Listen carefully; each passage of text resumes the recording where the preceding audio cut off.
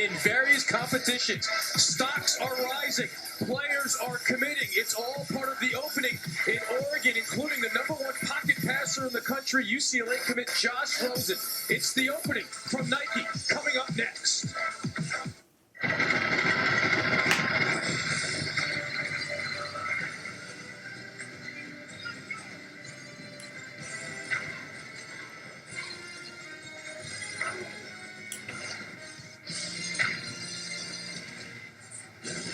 We have perfect conditions in Oregon for summer football as we are coming to you from the opening 2014.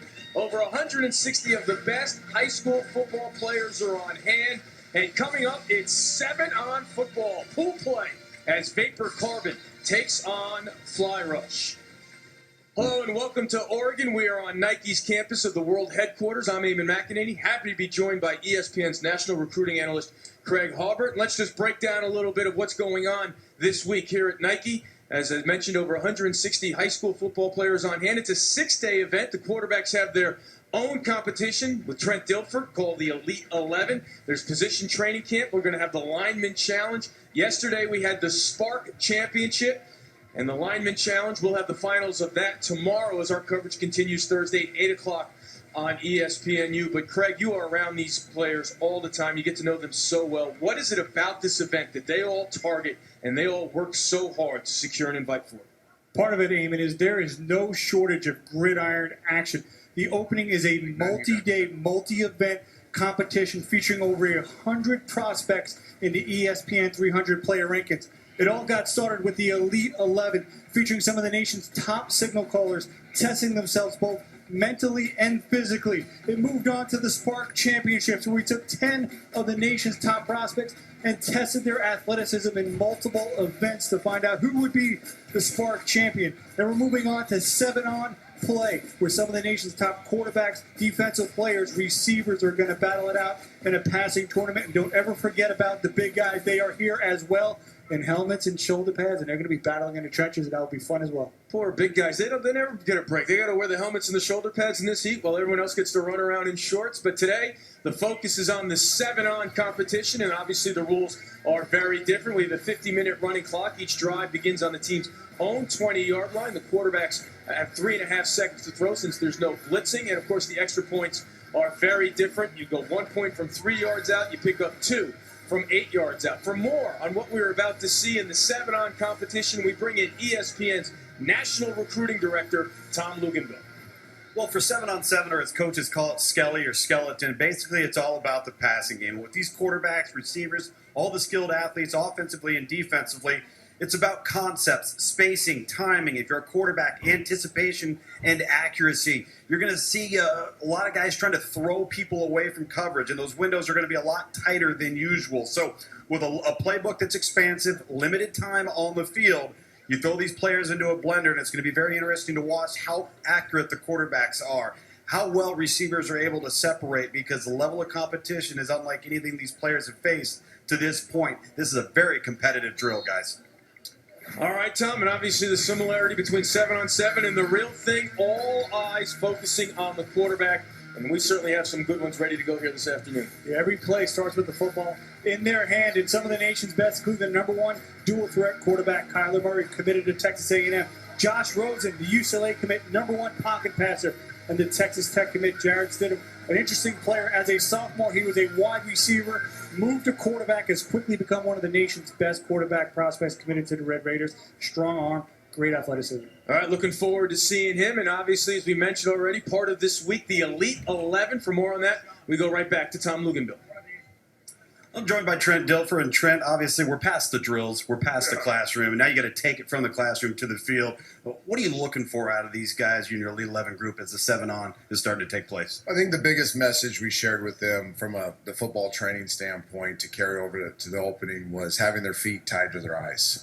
They've been introduced to a very, very complex system, over 250 play combinations. They've only had the book for 3 weeks, and much of it is not defensive based. Much of it is progression-based, meaning you're looking at receivers until a certain time in your drop, and if they're not open, you go to the next receiver. And that doesn't make a lot of sense to guys, and it's for training purposes. So That's the biggest thing. And what's interesting, though, is the guys that have played well this morning have done that, and the guys that haven't played well have said, well, I see something else, and this makes sense to me. Or at my high school, we do it this way, and it backfires on them because it's not within the system. So the guys playing within the system are dealing. We're scoring more points than ever been scored before in the opening, and that's what's the greatest defensive players in high school football right now. And everybody talks about the physical attributes you've got to have to play the position, but really from the neck up, that's where it separates the good and the great. What do you impose on these prospects when it comes to those intangible factors? We have such great partners. I think Axon Sports has been an incredible partner for us. They're the world leader in cognitive training, high-speed decision-making. These kids are getting 700 or 1,000 reps on the big screen or their iPads that they have for the week to work on. All their free moments are spent studying the playbook. They've really committed to that process. I couldn't be prouder of last year's group or this year's group, but we couldn't do it without the technology of Axon and what they're able to provide for our young athletes. All right, Ann and Craig, I'll be with Trent throughout the day. We're going to mic them up, listen in on them a little bit, get some insights on what we're seeing, how the kids are responding throughout the day. All right, looking forward to that. And Craig, obviously not one game here. We have a doubleheader. Who should we keep our eye on? Who are you keeping your eye on in our second game? For me, it is five-star athlete Torrance Gibson, one of the most debated players in this class. It's not because of his athleticism. That is clear. It's more about how to best utilize that athleticism at the college level. He is here working as a part of the Elite 11, but will be taking part of the 7-on as a wide receiver. He would like to be a quarterback at the next level, but do you take the time to develop him at that position where he could potentially be one of the best wide receivers in college football and contribute right away? He will lead Alpha Pro against Mock Speed in game 2, but coming up, it's Vapor Carbon against Fly Rush. Vapor Carbon being led by Kyler Murray. The A&M commit has already had time to hang out with Johnny Football. Will it pay off? Coming up next.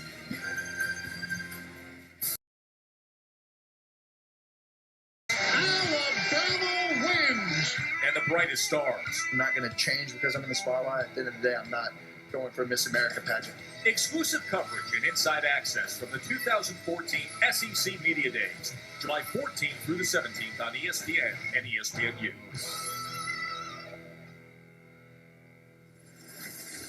No Johnny Football this year, but still plenty of storylines to be covered for SEC Media Day, and we will have it for you wall to wall on ESPN U. It kicks off on Monday at noon with the commissioner, then Gus Malzahn, Will Muschamp, and Derek Mason getting ready to take over at Vanderbilt. Tuesday, the ball coach, Dan Mullen, Kevin Sumlin, and Butch Jones. Then on Wednesday, coverage begins at 10:30. Thursday continues at 10 a.m. with Mark Rick, Hugh Freeze, Nick Saban, and Mark Stoops. And, of course, Tim Tebow, before he went on to Gainesville to have a career for the ages with a Heisman Trophy and a couple of national championship rings. Part of his high school career included a stop at the Elite 11, and obviously it paid dividends for he and Urban Meyer. Yeah, absolutely outstanding career for the Florida Gators, including the national championship, a Heisman Trophy, and Tebow was known as one of the ultra competitors in college football. There's a look at his resume. The 07 Heisman Trophy winner, as I mentioned, the 2 national championships for the Gators, 3-time first-team All-SEC. When you talk about greatest college football careers, he is certainly in the conversation. Now back here to the opening. Vapor Carbon, the maroon and gold, they will get the ball first. So Fly Rush on D, and there's a look at Kyler Murray and what kind of player is A&M getting. They're getting a quarterback with outstanding arm strength. The ball really just pops off his hand. Now, you look at him, does not have great height, lacks that ideal measurables, but you want to talk about, I just mentioned with Tim Tebow, an ultra competitor, you could say the same thing about Kyler Murray. He steps on that football field, and it is to win.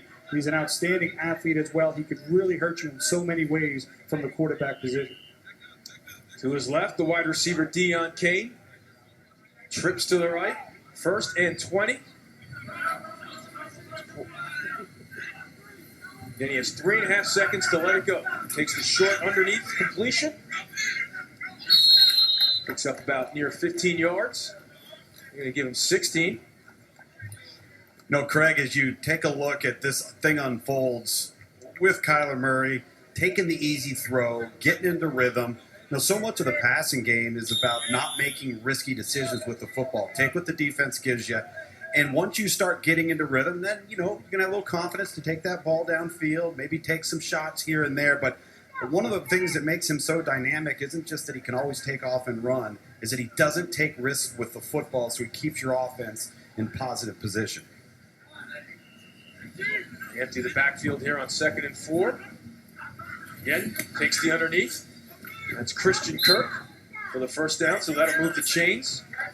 Twice now that he's targeted the Christian Kirk, the talented athlete wide receiver out of Arizona. And Tommy, he's one of these players he's built like a running back, but he plays like a wide receiver. And great hands, outstanding body control. You throw the ball anywhere in Christian Kirk's vicinity, there's a good chance he's going to come down with it. There's no question about it. And keep in mind, with that running back type skill set, when he comes out of the slot or motions out of the backfield, offensively, what Kyler Murray is looking for is a mismatch in talent between a linebacker or safety potentially be matched up against a guy like Christian Kirk. That's the advantage you want to take care of. Now again, they can run the ball, but they decide to throw with time. Has a man open in the flat. That's Saquon Barkley. Let's bring Trent Dilfer back in. And Trent, what have you seen from Kyler Murray this week? Well, it's been a good week for Kyler. I mean, this is obviously a highly decorated player, player with a lot of big moment experience. And we really felt like he would come in here and kind of own the situation. He struggled early on as we did some of the more holistic stuff with him. Our special operations missions, night 1, 6.5 hours. Wasn't quite sure what he was getting into, but to his credit, he's bought in now. And I think it took him a good 36 hours to buy into what we're trying to teach. There's another first down. And as you can see, when you put him in this type of an environment, Kane. He's going to be a guy that can thrive in this type of setting.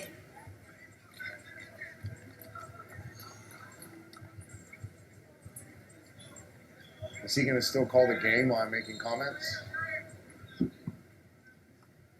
1st and 20 here as Murray's been moving down the field almost perfect on this drive. Yeah, they're facing a challenge so far on pool play. Fly rush is 2-0. They've been very successful. We're seeing some early success on this opening drive by Vapor Carbon, led by the Texas A&M commit 5-star dual threat quarterback Kyler Murray. So a standout baseball player, legitimate Major League Baseball draft pick. That is picked off and could go the other way. Roquan Smith inbounds, and he will take it to the house. The linebacker turns the tables for fly rush. Yeah, he is an outstanding athlete, Roquan Smith. He's a young man who, in high school, also plays on the offensive side of the ball as a wide receiver. So he is very comfortable with his ball skills. And you see him just cut underneath. He had Deion Kane to Clemson commit underneath. And Tommy, nice back pedal. Maybe fly rush has an extra defensive back there as well. But an outstanding play by Roquan Smith, seeing the football, cutting underneath, making the play, and then you see that athleticism and speed to be able to outrun Deion Kane. A really talented athlete. But did you see the baller and the gray slacks and the back pedal? Yeah, it was impressive. It was impressive. I got to keep my hips down. I got to keep my hips down a little bit. But I got to be honest, I was impressed. I think Vapor Carbon was hoping you were going to make the tackle. You know, one of the things you can't do, it's a no-no at the quarterback position. Don't be late throwing to the outside, and don't be late throwing across the middle. And if you're going to be late, you better chuck it so that nobody can get it. So he caught himself probably a little late in his progression, made a no-no of getting the ball out there, didn't have a lot of oomph behind the football, if you will, and it cost him. So now fly rush going for the conversion. Right, now they have two options for an extra point. 3 yards out for 1 point, like a traditional extra point, but they are going for 2 points, lining up at 8 yards out. And it's going to be Brady White of William Hart High School in New Hall, California, committed to Arizona State. Just hang on to those because At QB. Rose into the corner. Look at the vertical leap there, but not complete. So they'll stay at 6-0. Good defense there by Isaiah Langley, who committed yesterday on our air. USC Trojans are a very outstanding athlete. We saw that he was able to go up, defend the ball at its highest point, and break it up. They're really getting a talent that he could play. It really helped the Trojans on either side of the ball, but projected to play a cornerback. Now, as we take a look at Kyler Murray, now going to take his second series, one of the things that you've got to be able to do is have a short memory. Can you get out the bad throw block it out, move on to the next play, and focus on what's in front of you, because negativity will drown you at the quarterback position. So let's see what type of mental maturity he displays here to worry about the next play, forget the last. These kids, we're creating environments for them the first 3 days where we know they will fail, because we know they're going to fail at times in their career, and trying to give them the tools to bounce back and have good self-talk and maintain their confidence. Dr. Michael Gervais, probably the world's leader in human performance psychology, spent 3 days with these kids, spent a lot of time with Kyler, and as you can see, we always say it's not the bad play, look at the play right after it, and we'll tell you how you're thinking. Right there, Kyler makes a nice read, gets his second read in his progression, hits the tight end over the middle. So those are the type of things we're evaluating. You're going to throw interceptions, you're going to make mistakes. We want to keep them to a minimum, but ultimately we want to see how these kids persevere and their resilience, both mentally and physically. Kyler Murray growing up around the sport of football, growing up around the position of quarterback. His father, Kevin, a tremendous quarterback at A&M back in the late 80s. Nice completion there. Catch by Deion Kane. As I mentioned, Kevin led the Aggies to back-to-back conference titles, MVP of the '86 Cotton Bowl against Bo Jackson and Auburn. But these are the rules that Kyler Murray and all the players are dealing with here. The drive begins on the team's 20-yard line. You know, you talk about that mental clock that you have to have, really important here. Yeah, no offense or defensive lineman, so you're on the clock there. You see a beautiful throw by Kyler Murray to Deion Kane, the Clemson verbal command. And Tommy, when you're talking about Deion Kane, you're talking about a player at the high school level, plays a quarterback, but he's starting to learn the wide receiver position. Yeah, and he's really getting thrown into the fire because this is the first time he's really devoted himself entirely to playing that position. You got to learn the little nuances, whether it's eating cushion, attacking alignment, spacing. As we see Kyler Murray hitting the seam route down here. Good timing, really good with his eyes and his feet being in sync to the left, coming back down, hitting that seam route right around 22 yards. Really the max area you want to be able to complete that. And that was Christian Kirk breaking wide open for the touchdown, as we are all even now at 6.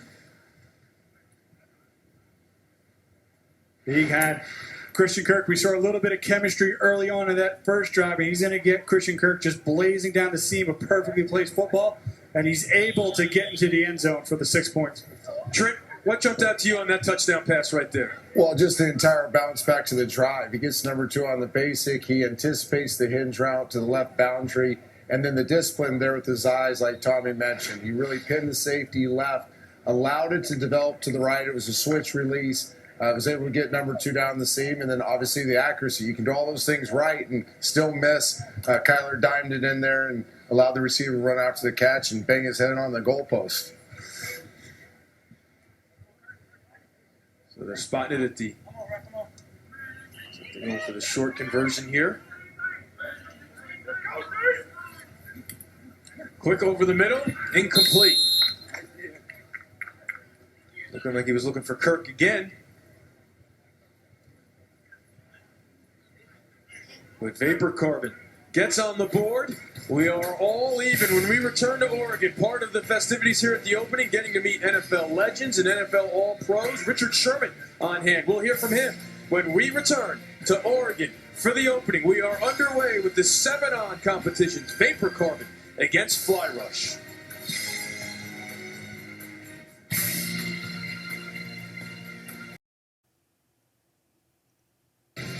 Welcome back, and a reminder that ESPN brings you coverage of the FIL World Lacrosse Championships. 38 nations will gather in Colorado and take the field in hopes of being the world's best. Coverage of the FIL World Lacrosse Championships starts July 10th with USA against Canada. It goes all the way through July 19th. Coverage on ESPN2 and ESPN U. So this week, some of these athletes have had a chance to mingle with all pros, Hall of Famers, and one of the guys they got to meet was Richard Sherman. And we asked him what his advice to these young men was. Be relaxed. Enjoy the moment. Engage. Understand the moment. Understand what's going on around you. Understand who you are and what the people are trying to do. Because if you're engaged and you understand, then you won't be overwhelmed by the moment. You won't be. It will never be too much for you. And also have fun. It's a game. It's a kid's game. And I think the moment you stop having fun, the moment you start feeling pressure and stress from this game, is the moment you lose it. That's the moment you start making mistakes, and mistakes start compounding. You start making mistakes on and off the field. So I would say have fun, have a good time. I mean, whether that's celebrating or just going out there and playing great technique and doing everything you do and doing it well. All right, so now we're getting ready to take our first look at fly rush with the ball, and I thought that was key advice because last night, we were watching the Spark Championship, and you could see the competitors feed off everyone who's having fun watching it. All their teammates or buddies were watching, and that elevated their performance. Yeah, these are very talented prospects, but a lot of times the reason why they're amongst the best in the nation is they combine that talent with competitiveness to want to be the best. And an outstanding throw right there and catch. As fly rush making a nice play on their first possession. Brady White over the middle. Lawrence Cager, the wide receiver, making a nice adjustment on the ball, but a big pickup for fly rush. As I mentioned, Brady White committed to ASU, the 126th player on the ESPN 300. Part of that, as you already alluded to, that impressive crop of quarterbacks out of California. Yeah, it is really, including Texas and California. Tommy, the strength of this quarterback class for 2015 is clearly out west. Trent, what are your thoughts so far on Brady White? Well, I agree with what's being said about California. Since I've been doing this is the strongest crop of quarterbacks. And Brady White on the West Coast is a guy that is just a pure passer. He's got a clean stroke, very accurate. The thing I noticed about him this week, he has extremely quick eyes. You see it right there. That's backside, number 2, full field read. In the West Coast offense called Fox 2 X and Y hook. Got to 5, hung on the tight end, wasn't there. Gets all the way backside to the X. We call it Fox 2 Winston after our first year's MVP, Jameis Winston, because it was his favorite play.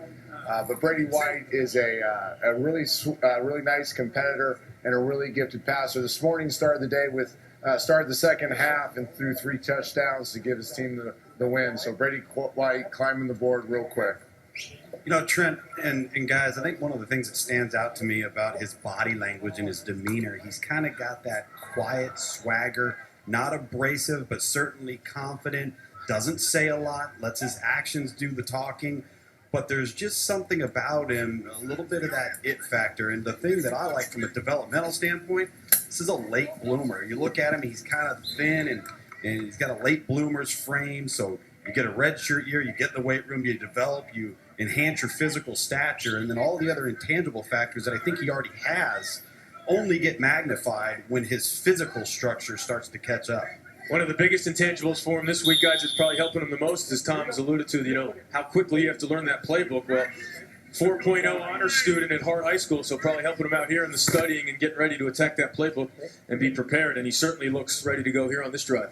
Yeah, so much of playing the quarterback position, especially at the higher levels you go, and the talent level starts to decrease and everybody's talented, it becomes so much more about from the neck up. How much time do you put in the film room? How much can you comprehend? Do the little things to help separate yourself.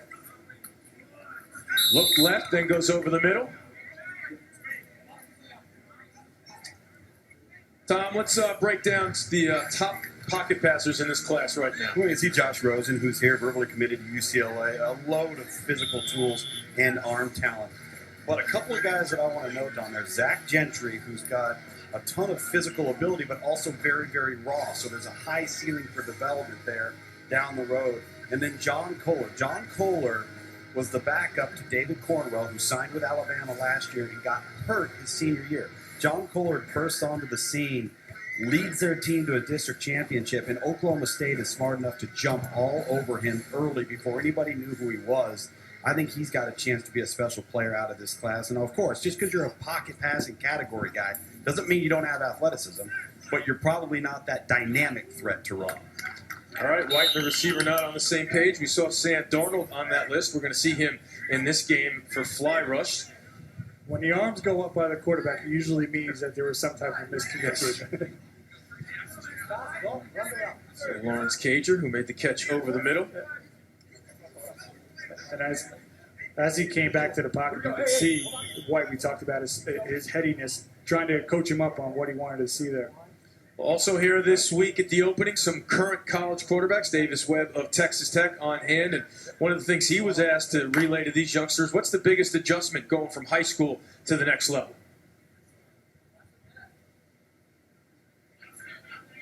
going in, that you have to get better at your timing and, anticipating guys being open. But the biggest thing I would have to say is how good a competition is week in and week out. You see guys and safeties that are high school pretty fast. Well, there's defensive ends in Oklahoma and Texas and Baylor who are the same speed as that safety in high school. So, just everybody on the team is a Division I player, and you got to approach it that way. All right, so fly rush with another touchdown. Trent Irwin laying out for a nice grab. And Trent, what did you see there on that play? Well, it's almost unfair. One, they're teammates in high school and have had a dynamic career. Trent Irwin is a special receiver. Reminds me a lot of a bigger, faster, stronger Brandon Stokely, who I played with in Baltimore, had a fine career. But Brady White's timing, and that's what we're talking about. He gave a little pump fake inside to sell the corner on the post route. At that time, Trent Irwin goes to the corner. Brady White anticipates it, throws it far outside. Irwin spins, knows exactly where that ball is going to be located. That is truly indefensible. There's no defense for a perfect throw, and you saw it from the 17-year-old kid, Brady White. A perfect throw, and he threw the guy open. You're going to take that chance in the end zone away from anybody that can be disruptive or result in a negative play. He knew where to put the ball and where his target could end up. And then the anticipation of the throw. There are some things physically with Brady White where, he may not have that powerful elite arm. I do like his wrist snap. He's got some velocity on the ball. But he's got a few of those Kellen Moore type qualities where there's just that innate sense of timing, anticipation, where to go pre-snap, adjusting post-snap. And you're starting to see some of that out here. Last season at Hart High School, completed over 63% of his passes for 4,535 yards and 41 touchdowns. Now, second shot on the conversion after the flag. Low throw, incomplete. No flags on that one, so we'll remain at 12-6. Well-defended play there by Vapor Carbon. Larry Pryor in coverage. Trent Irwin had the touchdown reception, young man. One of those players who maybe not in any particular area does he wow you, but he seems to catch everything you throw to him. At this point, Stanford and Arizona, two of the schools standing out from him. But Trent Irwin at the LA NFTC earlier this year, he had an outstanding performance, and it's no surprise to see him here at the opening off of that performance alone. You're going to see Brady White looking as Trent broke it down a lot better than I can, but you just see the ability of Trent Irwin to be able to dive for the ball and keep himself in bounds. Like I said, he's one of these players who just gets the job done. Guys, as I'm looking at Trent Irwin throughout yesterday's NFTC and studying his tape as I was studying Brady White, the reason he reminds me of Brandon Stokely, and you'll notice this as you watch this today, most fast athletes, when they're coming close to a safety, a second-level defender, getting away from a corner, they have to stutter their steps. Very few of them can long stride, maintain their speed, and still transition. Trent Irwin has that ability, and that's what Brandon Stokely could do. He could get up into the defender and without chopping his steps, speed cut moves, and it's virtually impossible to cover a guy like that if you don't grab hold of him. And Trent Irwin consistently finds space because of that ability. I think Brandon Stokely's still wide open down the middle of the field against the Giants in the Super Bowl. Yeah, that's the only reason I could throw a touchdown, because he got wide open. But I think to elaborate on your point, Trent, it's almost unfair that they're on the same team here. Obviously, we've taken a couple of looks at that touchdown pass. That's the same wavelength kind of play. I mean, he knew when to cut, and White knew when to throw it. Well, handed to George Whitfield, Brady White was his first-round pick in our draft, and he knew he had Trent Irwin, and Brady White was the last pick of the first round. George Whitfield got him, and I got to believe he understood that simpatico relationship between Brady and Trent. Nice catch there by Jawan Johnson. Penn State verbal commit, and you want to talk about a big target. He had a double catch it there, but he was able to make the play and almost slipped away. But look at the size by Jawan Johnson, and really he's able to use that size. And I'd like to see him catch that a little bit cleanly, but nonetheless he came down with the reception. This is a clinic right now. Sorry for interrupting, but this is really a clinic in timing by Brady White and Kyler Murray. And I know Kyler made the one mistake, but if you really look at these throws they're making on the perimeter, These balls are halfway in the air before the receiver's out of their break, and Tommy's used a great term a couple times. The receivers are throwing them open, and that's real graduate level quarterbacking. So they'll move the chains after that completion.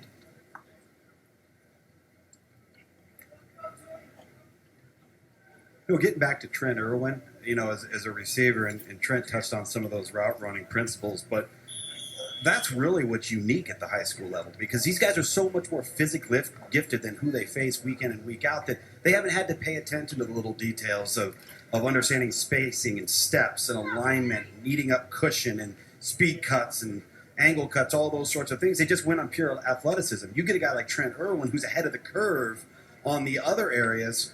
He's got a huge leg up entering into the next level. First and 20, they empty the backfield. Murray takes the underneath pass again. Jordan Cronkright makes the grab. And what we've seen, too, thus far by Kyler Murray, seeing some of the passes going to Christian Kirk, but overall, he's really been doing a nice job of spreading the football around. Now we're starting to call a lot more different receivers for this Vapor Carbon team, and not so much. You got so much talent in the field, not locking into one guy, but spreading the football around. Yeah, that's a great point. On that route specifically, Christian Kirk's been dominant all day. They put him in the slot and tried to run him on a 12-yard cross. The window was there, but Christian Kirk cut it off too short, and most young quarterbacks are still going to force it in there. Kyler had the discernment to drop it down underneath, get a completion, live for the next day. That stuff goes a long way in my book. So now he goes under center, so to speak, over the middle. Nice adjustment. Did not look like Christian Kirk was ready at first, but he quickly got his hands out for the grab. That's what Trent was talking about. The timing. Kirk may not have been ready for it, but Kyler Murray knew that was his target. He was open, and as soon as he turned around, the football was right there on him. You're going to see Kirk just coming right down the seam, and then Murray gets rid of that football. As soon as that head gets around, it's around. Good hand-eye coordination by Christian Kirk, being able to haul that in, Tommy. Let's check in with Tom Luganville. Guys, I'm here joined by former Oregon great LaMichael James, and 7-on-7, man, that's your thing. You had the scat back, you could do all the passing game stuff, and you've moved on through the college and professional ranks now. What do you have? What type of advice would you give these kids as they start moving into the next phase of their career? I mean, you can give them a lot of advice. First you got to be a student athlete. I think that's important. When you go out to college, you're not going to have mom there telling you to wake up or stay in the books. I think that's the hardest adjustment. You're not going to have that person there to tell you, what to do. You're kind of your own individual. From an athletic standpoint, the game of football can be easy when you're naturally talented and you're physically gifted. But some of the other areas you referenced, being away from home, academics, being accountable for your time, what was one of your biggest adjustments when you moved from high school to college level? I mean, as far as football part, it was a big jump. I tell everybody, now one of the biggest jumps is from high school to college. The game changed. Everybody's fast. Everybody's probably their best player on their team. And like I said before, you didn't have mom there or dad or whoever it was, telling you to wake up and, having to balance your time with school and football, and just being mentally strong. Hey, enjoy it out here. Go have some fun with the kids. I will. Take care.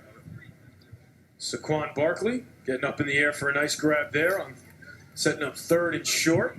Barkley, currently a Penn State verbal commit. James Franklin doing a very nice job of taking the baton from Bill O'Brien, who really kind of kept that Penn State program moving in a positive direction during some dark times, and he's really doing a nice job now, James Franklin, of building that Penn State class for 2015, currently in the top 10 of the class rankings. At one point, though, Barkley was a Rutgers commitment, but made that switch over to Penn State. Rutgers at the end of last year certainly had some defections. They weren't getting that momentum or juice they were hoping for transitioning to the Big Ten. So certainly a big year for Kyle Flood and the Scarlet Knights in a new league. Another short pass there. Looks like it's good enough to move the chains, though. Found his man Barkley there, the Penn State verbal commit, as we look at this 2015 class for the Nittany Lions. Brandon Wimbish, who is here taking part in the Elite 11 in the 7-9. Adam McLean out of the Maryland area. One thing that Penn State is doing a very nice job is they're having success in the areas they need to have success. At home in the state of Pennsylvania, in neighboring New Jersey, in the Maryland, Virginia area. That is their recruiting base. That's where they need to do well. And if you look at this Penn State class, that is amongst currently right now the best in the nation. a lot of those top prospects are coming from that key recruiting base for the Nittany Lions. We will see Brandon Wimbush in our second game of our doubleheader out of St. Peter's Prep in Jersey City. That's incomplete. Brandon Wimbush impressing so many people this summer. The Penn State fans were getting a little nervous. They thought that he might be, wavering on his commitment. But he told reporters this week, "I am a solid Penn State commit." But certainly, as that stock rises, he's going to hear from other schools. Yeah, one of those programs to watch out for potentially is Stanford. As we see Chris Boyd in coverage right there, the pass a little bit over the tops. But hey, Chris Boyd saying no go on that one when I'm in coverage. So now 2nd and goal from the 18-yard line. You know, these windows are so narrow now for the quarterback in comparison to what they're used to seeing, day in and day out with their regular high school teams, because the speed and the size and the strength is so heightened in this environment. So that clock, that accuracy, proper ball placement, it's got to be at a premium to succeed. That's batted up in the air and picked off again. So the second interception by Murray. And Roquan Smith is on the receiving end of that. The linebacker in his right spot at the right time as tried to put it in there. A deflection ball that went up in the air. So the Vanderbilt commit Josh Smith might have gotten a hand on it. And we see him try to rifle it in there. And Josh Smith, and we saw him commit to Vanderbilt yesterday. And fellow linebacker Roquan Smith out of the state of Georgia in the right spot. So far, he's having a very good game. His second interception, one he took back for a touchdown. There's a look at Smith, who, as Craig mentioned, committed yesterday, or verbally committed yesterday to Vanderbilt. He was a top priority for Coach Mason when he took over for Coach Franklin, getting the local kid. So he'll be joining his older brother with the Commodores. As you take a look at that previous play right there, and we just saw the replay, what you'll notice is that underneath defender that was guarding the underneath target. I think Kyler Murray felt like that receiver underneath should have broken to the outside, which would have taken the defender there and left that window to the second level wide open. That didn't happen. And you can see Kyler Murray there on the right of your screen, frustrated. He turns around, he's talking to that underneath receiver. So it might have been a little bit of miscommunication from a route structure standpoint there. Roquan Smith will take it, though. Yeah, Roquan Smith, a lot of programs right now vying for that young man. Georgia, the in-state Georgia Bulldogs, Florida, UCLA. He was currently out here unofficially visiting the Bruins, had gone back home to Georgia, now out here in Oregon for the Open. So wide open over the middle, the underneath route. Terry Godwin. Speaking of the state of Georgia, Terry Godwin, a Georgia Bulldog commit. He's a speedster, a tremendous athlete, could very well be utilized on the defensive side of the ball, but he's got speed and could be best utilized, looks like, on the offensive side of the ball for the Bulldogs. So that'll do it for the first half. Some positive plays for Kyler Murray, some big-time interceptions. So Fly Rush with a 12-6 lead after the first half. When we return, we'll hear from the future UCLA Bruin, the #1 pocket passer in the country, Josh Rosen. Coming up.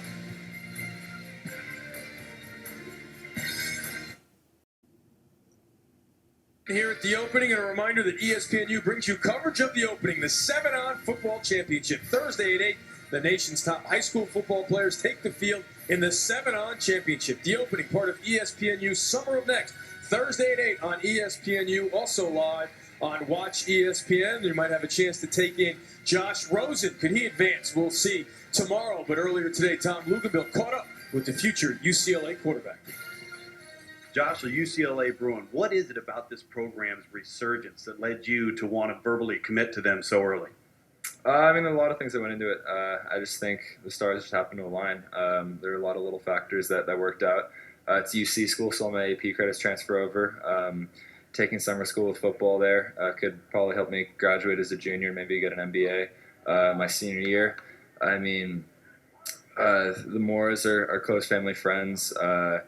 He's obviously done incredible things with the program. And then just more from football perspective, it's the offense we ran in high school or are currently running in high school, and hopefully, if I get the opportunity to fight for the job early, that'll definitely help me out. And just there are so many factors that kind of are aligning that make UCLA a tough decision to pass out.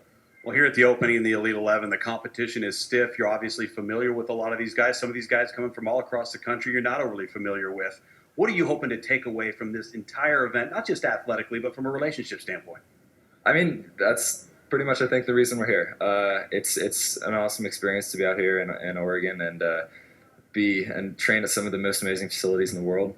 And it's more for the sake of just kind of competing with some of the best, seeing how you stack up, and making some lifelong friendships that hopefully carry over and within and outside of football. I think the competition aspect of this on the field is minor compared to the ultimate goal of this whole experience.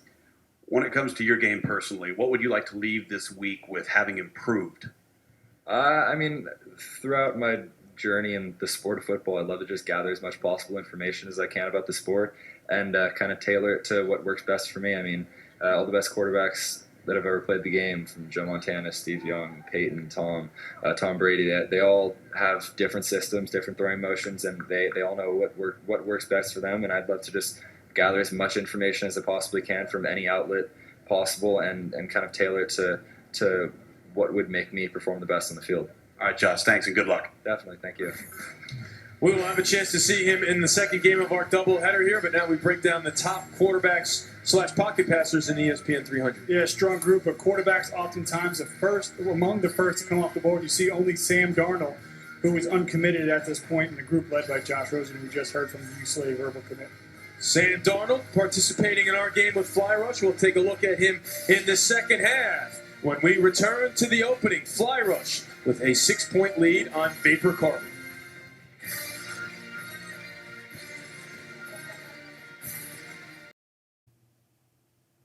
The opening, all part of the ESPN U Summer of Next. The opening continues this week from Oregon through Thursday, July 10th, and then you can watch additional ESPN U Summer of Next events. July 12th, we'll have the Under Armour All-America Lacrosse game. July 20th, the Nike EYBL Finals at Peach Jam. And then on the 27th, it's the Adidas Super 64 Showcase and Championship Games. We are now joined by ESPN.com and ESPN National Recruiting Analyst Jerry Hamilton. And Jerry, what jumped out to you in that first half? I thought Kyler Murray battling back from adversity on the first pick from Roquan Smith that went back for a touchdown. That showed a little mettle. You know, a guy that's 27-0 as a high school starter, that didn't really surprise me. Roquan Smith, when you're down there on the field, great communicator with his teammates. I think that's a thing that stood out. He's a tremendous player. He's an instinctive player, but he's the one out there setting the guys up. He's setting the defense. He was communicating with everybody from play to play. That impressed me. He certainly had a big first half with those two picks, bringing the first one back all the way, which has pretty much been the difference here in this game. So now Fly Rush out here for the second half. And we have a new quarterback, DeAndre Johnson, out of Florida, First Coast High School in Jacksonville. He's committed to Florida State. Took care of that commitment very early in his high school career. Committed after his freshman season. Interesting thing about DeAndre Johnson, he has a younger brother coming up. Hey, we got to talk about the young guys too. 2017 corner who goes to Trinity Christian, the same school as Kevin Tolliver. So he goes to the crosstown school opposite First Coast where DeAndre goes. That's Tyreek Johnson, who reportedly got his first offers during the spring of his 7th grade year when Vandy and FAU offered. He played varsity football in the playoffs for Trinity Christian as a 7th grader, so chalk that one up. That doesn't happen very often. And DeAndre Johnson, I'll say this about the young man of Florida State commit. Amongst this group, he may be the most improved quarterback that I've seen. You know, we first saw him 2 years ago at Orlando NFTC. He really struggled. But one thing I like about DeAndre Johnson, he's a competitor. He wants to keep getting better, and he has done that. So I think 2 years ago, you might say Florida State's getting a player that's going to need a lot of development as we move closer to him graduating, looking more and more like a top-level college quarterback. And for Florida State fans out there, Seminoles continue to recruit DeAndre Francois, the number 49 quarterback in the country. And DeAndre Johnson has said this week, it doesn't matter. If they take 2 quarterbacks, we'll compete. See the Florida State class, once again, working on a top 10 level class with 2 in the secondary led there by Derwin James. Trent, obviously Florida State's got a pretty good quarterback right now. You got a chance to know him pretty well. You already told us you have a play named after him right now. Yeah, one of the cool things we've done is to honor our MVPs. We take one of our concepts, which are all named after the best quarterbacks in the National Football League, and we strip it from one of those NFL guys and give it to one of the Elite 11 guys. So Fox 2 X and Y hook was Fox 2 Hasselbeck. Jameis Winston took that from him, so now it's Fox 2 Winston. And this year's MVP will have a play named after them as well. DeAndre Johnson's a guy that has had a great week. He struggled early, didn't buy in. Dr. Michael Gervais, I think, had a huge impact on him. Really taught him that there's something deep inside of himself, meaning DeAndre, that he hadn't tapped into. And to DeAndre's credit, he's tapped into it. He's had great stamina. He's a hard worker. He studied his butt off, and you really saw it come out yesterday. Yesterday at the NFTC, a very chaotic environment. The first time the quarterbacks had integrated with the wide receivers, tight ends, and backs. And DeAndre probably had the best day of all the quarterbacks. So really proud of this kid. I think he's going to have a bright future. And I'm proud of Jameis because Jameis has really taken DeAndre under his wing and mentored him. And the two of them have developed a great relationship. And I heard you guys talking about earlier with Josh Rose. And that's ultimately what this is all about. It's relationship-based. It's getting these guys to tap into the human potential. And you need mentors and pals to do that. And DeAndre's understanding that. Trent Irwin with the grab, and there is Jameis Winston, who obviously did it all last year for Florida State. Trent mentioned something about the quarterback position that I think is absolutely critical, and you hear the term buy-in a lot. Well, if you're going to fight coaching, you're going to fight the acceptance of instruction that's meant to get you better, you're never going to maximize your potential and what you could be, because everybody is physically talented that has the opportunity to move on to the next level and play the quarterback position. But it's the unique little intangibles, the competitiveness, the mental toughness, the aptitude, the ability to process, but most importantly, apply what's being coached to on-the-field practices and game situations. And once you buy into that, your life gets a lot easier. So they turn it over on downs. I want to bring Trent back in here because, Trent, elaborate to the viewer who never really immerses themselves in a situation like this. When you say he struggled early, I mean, it's practice. So what necessarily is he struggling with? Is it the playbook? Is it fundamentals? Translate to the fan at home what exactly that means in practice. I think the process. The first talk I gave them was about buying into this 125-hour process, that we were to take them on a journey unlike anyone they've ever been on. This is going to be much more than just a summer camp.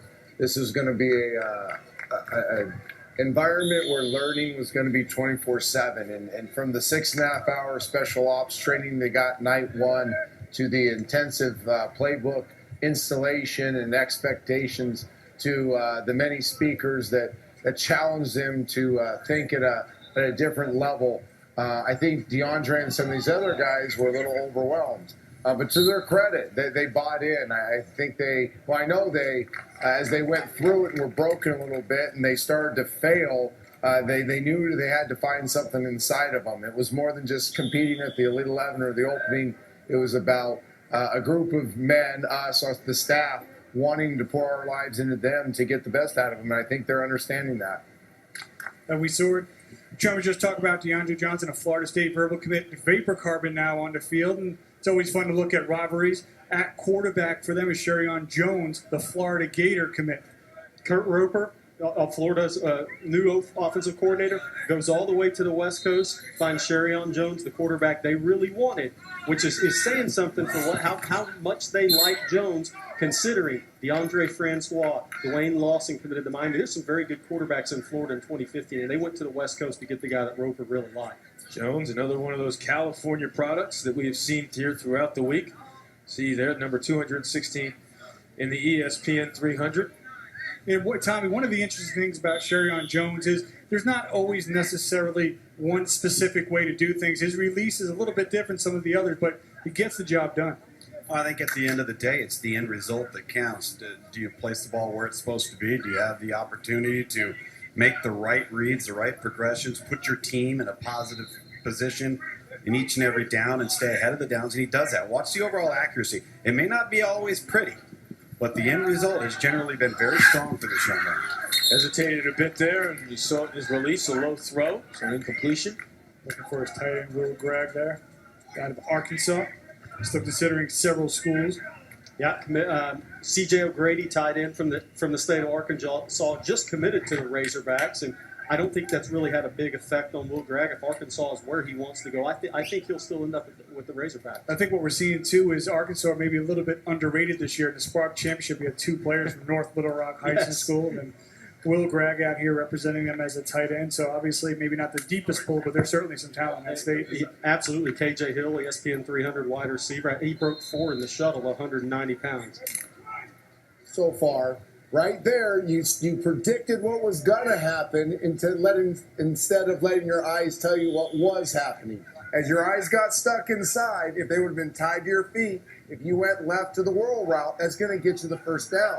But I bet you in your head you went, wow, it's 3rd and long. I got to throw the ball the basic instead of just trusting the play. Right? You had a great day, bounce back from that rep, come back and go deal. So there's Sherion Jones getting some in-game teaching from Trent Dilfer. I'm sure you guys have pointed out, but Trent Irwin, wide receiver for Fly Rush from Newhall Hart up in north of L.A., he's had a tremendous day. He had this morning a couple of touchdown catches from Brady White, who's snapping to DeAndre Johnson right now. I like to say Brady White and Trent Irwin, their high school teammates, they've had more pitch and catch sessions than father and sons over the years. So DeAndre Johnson back out there.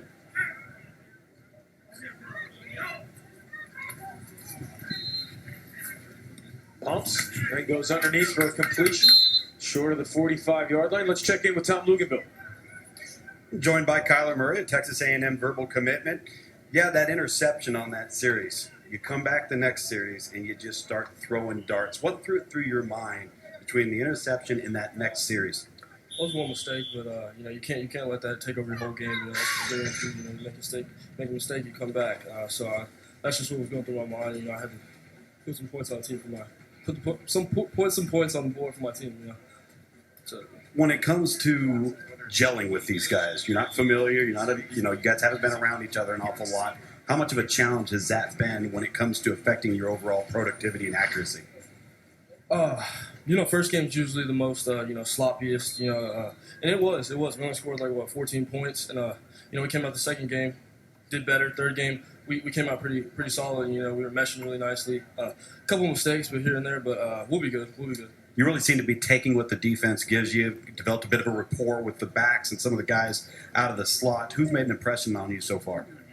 I already knew guys like Christian Kirk were going to be good. Deion Kane and Will Gregg and running backs, they've been great. Kirk Merritt, definitely. All right, go score some more touchdowns. Definitely. All right, Eamon? All right, Tom, thanks.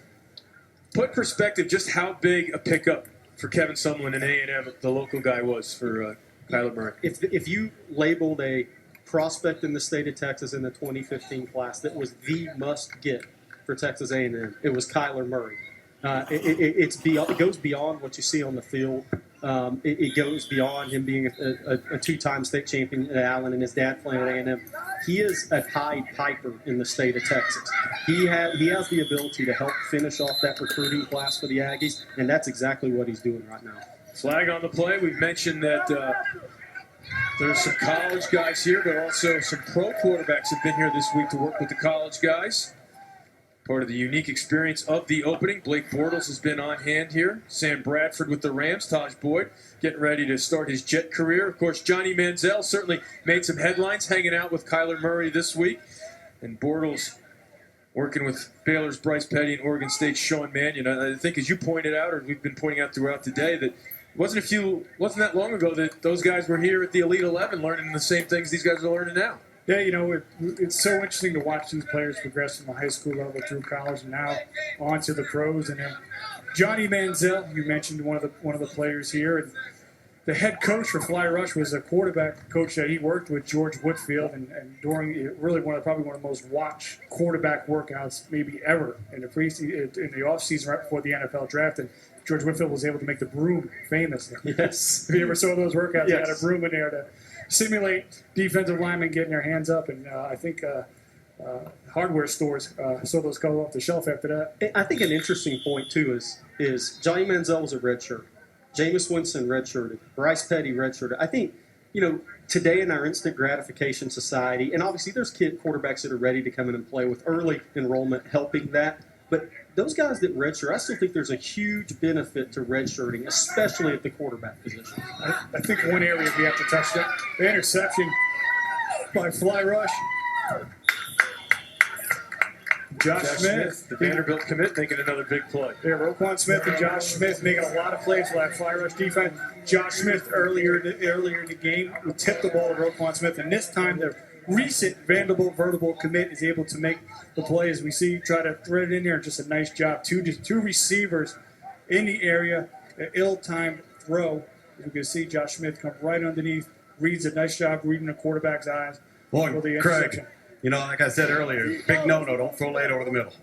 Don't throw late to the outside. And we've seen that now result in negative plays right there for Sharon Jones, and then earlier for Kyler Murray. Getting back to the topic of Kyler Murray and A&M, and I think it's so true for so many prospects. And, Eamon, you mentioned Taj Boyd. So much of your success at the collegiate level is going to just simply be based upon being in the right place at the right time with the right scheme that accentuates your strengths and masks your weaknesses. And when it comes down to it, if you look at Johnny Manziel, you look at the success, you look at the numbers, and obviously the impact he had on the game at the collegiate level, but the offensive scheme was so tailored to accentuate his particular strengths. And I think that Taj Boyd in Clemson, a perfect marriage. Kyler Murray in Texas A&M, a perfect marriage. You see Nick Marshall at Auburn, a perfect marriage. Skill set to scheme. And I think that oftentimes in recruiting, that's something that probably needs to be a little bit more significantly looked at. And piggyback off what Tom said, it's timing. Like Tom said with Johnny Manziel, a lot of it's timing. He was recruited. Mike Sherman was the head coach. And then, with Kevin Sumlin taking over and bringing that system, it was a perfect fit for Johnny. So now 2nd and goal here for Fly Rush. The previous play look for Dexter Williams. My running back, Miami, committing just yesterday. We saw Miami added another running back to that running back from Jordan Scarlett out of St. Thomas Aquinas. And I think in those two, the Hurricanes are potentially getting a little bit of a thunder and lightning type backfield, and Dexter Williams maybe being a little bit more of an electric home run threat, and Jordan Scarlett, a big back, maybe kind of in the mold of a Greg Bryant, who came out and is now currently at Notre Dame. But big back really wear defenses down, but got enough athleticism to make plays as well. The Miami Hurricanes just moved up to the top 10 of the class rankings after a strong last couple of days. And when you talk Dexter Williams, he's a guy who's been wavering on that commitment. He was at South Carolina. He's made some visits. You wonder if that backfield's going to get too stacked, because Mark Walton is in our ESPN Junior 300 right now. He's trying to reclassify to 2015, so they could have 4 backs in that class here in a matter of weeks. And one thing to consider, too, is Duke Johnson could potentially move on. Absolutely. If he stays healthy. He's so talented. And I think a lot of these young players are understanding, a lot of the young running backs, that the game is no longer about one featured back, where one back carries the entire load. I think they've seen a lot of programs. Georgia comes to mind right now with Keith Marshall and Todd Gurley, that you can have more than one running back to help carry the load in the backfield. Now 3rd and goal here for Fly Rush. Looking to create some distance. And that time Irwin cannot make the spectacular grab in and out of his hand, so that'll bring up 4th and goal. Coverage right there by Ewan Marshall out of Long Beach Poly High School that goes by the nickname Biggie. And if you look at him for a corner, you understand where the nickname comes from. But very nice coverage there as well on Trent Irwin, who's been making some plays this afternoon. Biggie Marshall, one of the guys that I've had the most fun speaking with this week, having a conversation with. He's got a great personality. He was just telling him about that the deflection right there, but he's got a great personality. USC's in there, UCLA, Notre Dame. Obviously a lot of people think he will end up at USC. I still think he goes through the process, and his recruitment is still somewhat open. Yeah, I would definitely peg him. A lot of those California guys seem to come off the board late. I would think Ewan Marshall would be a guy potentially even a national signing day. So now 4th and goal, tight coverage, and they knock it away. So a big-time stop by Vapor Carbon there. Looks like it was Nick Brossett. And Deshaun Holiday in on the play. We can see here, Cherry and Jones trying to squeeze it in there, but Deshaun Holiday with outstanding coverage. So there's a break in the action. We'll take one as well. A tight one here in our first game. George Whitfield doing some coaching after the failed 4th and goal play.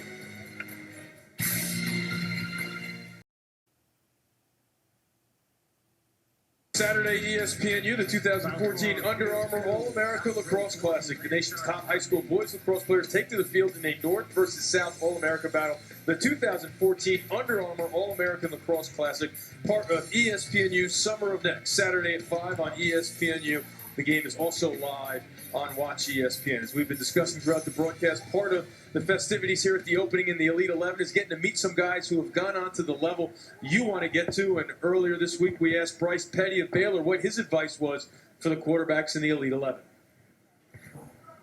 Wisdom, just everything that I've acquired over, my 4 years. It's going to be different once you get to the next level. What I've been telling a lot of these guys is have fun being here, because you are 18, 19 guys here, and literally there's thousands of people that want to be in your shoes. So good throw, bad throw, whatever, have fun with doing what you're doing. And always keep your head up, because there's always the next throw. And again, just smile and have fun. Let's bring back in Trent Dilfer, who runs the Elite 11. And Trent, what do the guys like Bryce Petty bring to the table for these high school guys? Well, they've been a huge part of the legacy of this since Andy Bart started 16 years ago. Bob Johnson, the original head coach, did such a good job with this process. And they have the wisdom to say, hey, there's guys that are in college football right now that have been in your shoes. They're just a few years removed from it, and they can really add value. I think what I've done is, instead of just them playing a mentoring role, which they do a nice job, is I've integrated them into the process. And I had a conference call with the 6 counselors a couple days before we came up to Nike, and I said, hey, tap out now if you don't want part of it, but this will be probably the hardest thing you do all summer. It'll be harder than any workout you've had at your school, more intensive than anything you've done with your players at your school. Is this something you want to be a part of? And unequivocally, they said yes. And all 6 of them, after they left, came up, thanked me, said it was the best part of their summer. Felt like they took a lot out of it. And I think they were the hardest workers. And they set a great example for these young men, what it takes to be a big-time college starter and have success doing so, and maybe an NFL guy one day. So speaking of Bryce Petty especially, he was a guy that I liked coming in. I really wanted to get a good look at him as he's getting ready to enter the NFL draft next year. And I think I had number 3 on my big board going into next year. And after spending a week with him and seeing the kind of human being he is and seeing him on the field and his upside, I moved him all the way up to number 1. I think Bryce Petty is going to be a long-term, big-time starter in the National Football League. Luke, what's your take on Petty?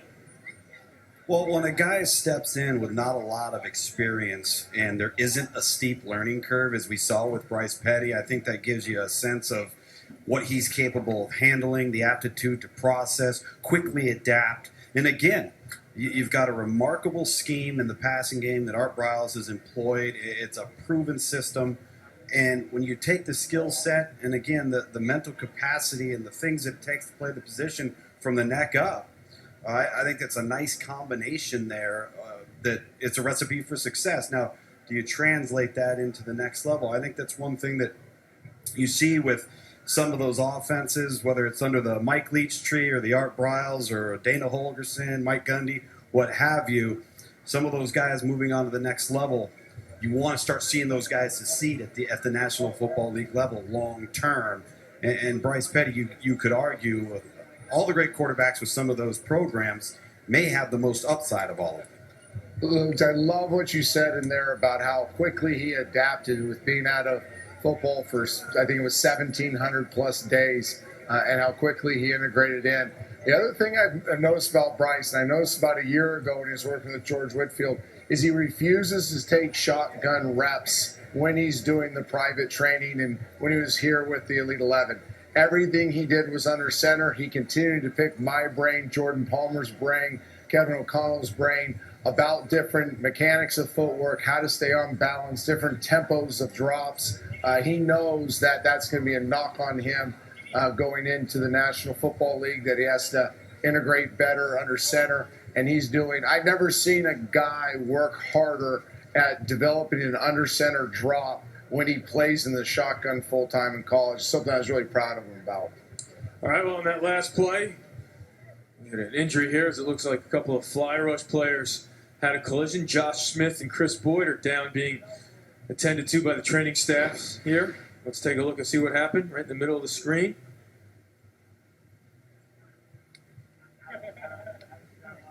So it was two separate injuries. Smith came down on his ankle. Someone's being carried off. So hopefully it's not serious, so they can continue here this week.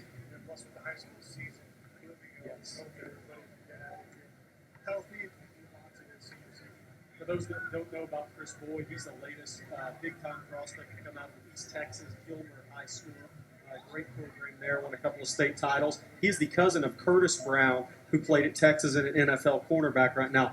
Chris Boyd, though, seems to be leaning more to A&M over Texas and some Baylor right now. We'll find out where he's going here pretty quick. And one thing to remember, too, is the weather's very nice, but it's still warm. And these guys have been in pool play, playing a couple of games. Cramping always an issue, and working to stay hydrated. So there's a look at the Vapor Carbon huddle. The offense coordinator, Kerry Joseph, breaking down the play.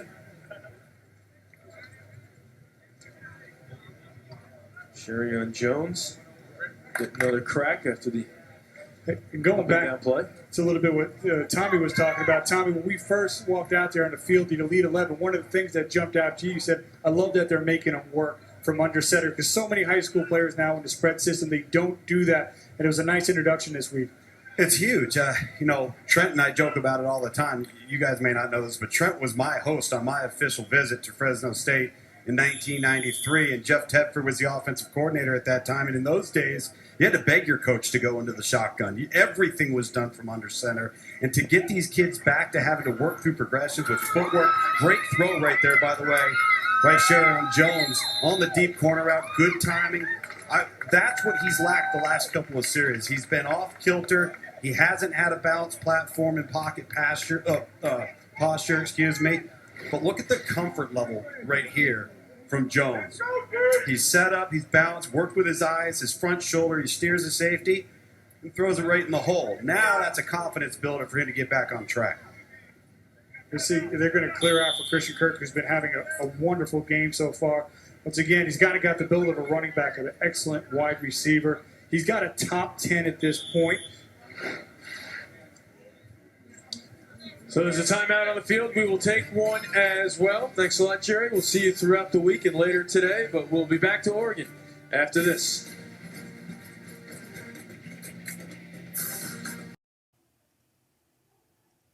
Welcome back to the opening. 7 on football. This is pool play. Fly Rush with a 6-point lead on Vapor Carbon, but Vapor Carbon on the move with 8 minutes and 42 seconds left to play in regulation. There's a look at Christian Kirk, who just had a big pickup on the pass play, having a big game. Yeah, I was mentioning a little earlier. He's got a top 10 right now. 5 of those schools: USC, Texas A&M, Ohio State, UCLA, and the in-state Arizona State Sun Devils. He said at this point he feels like 3 of those schools that he'd like to take an official visit to include the Trojans, Texas A&M, and Ohio State. Still plenty of time to go before National Signing Day. A lot to be decided with some of the schools. Christian Kirk looking at Josh Smith back on the field. It's great to see that with a recent Vanderbilt Commodore commit.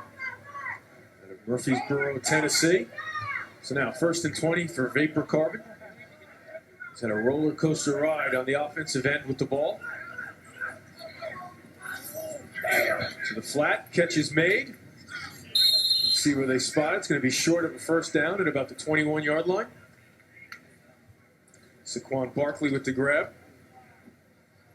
Talked about it all along, one of those plays there where he took what the defense gave. He came underneath to his running back, Barkley, with Penn State, verbal commit. Was able to pick up some yards. They look at a 2nd and short here, Damon.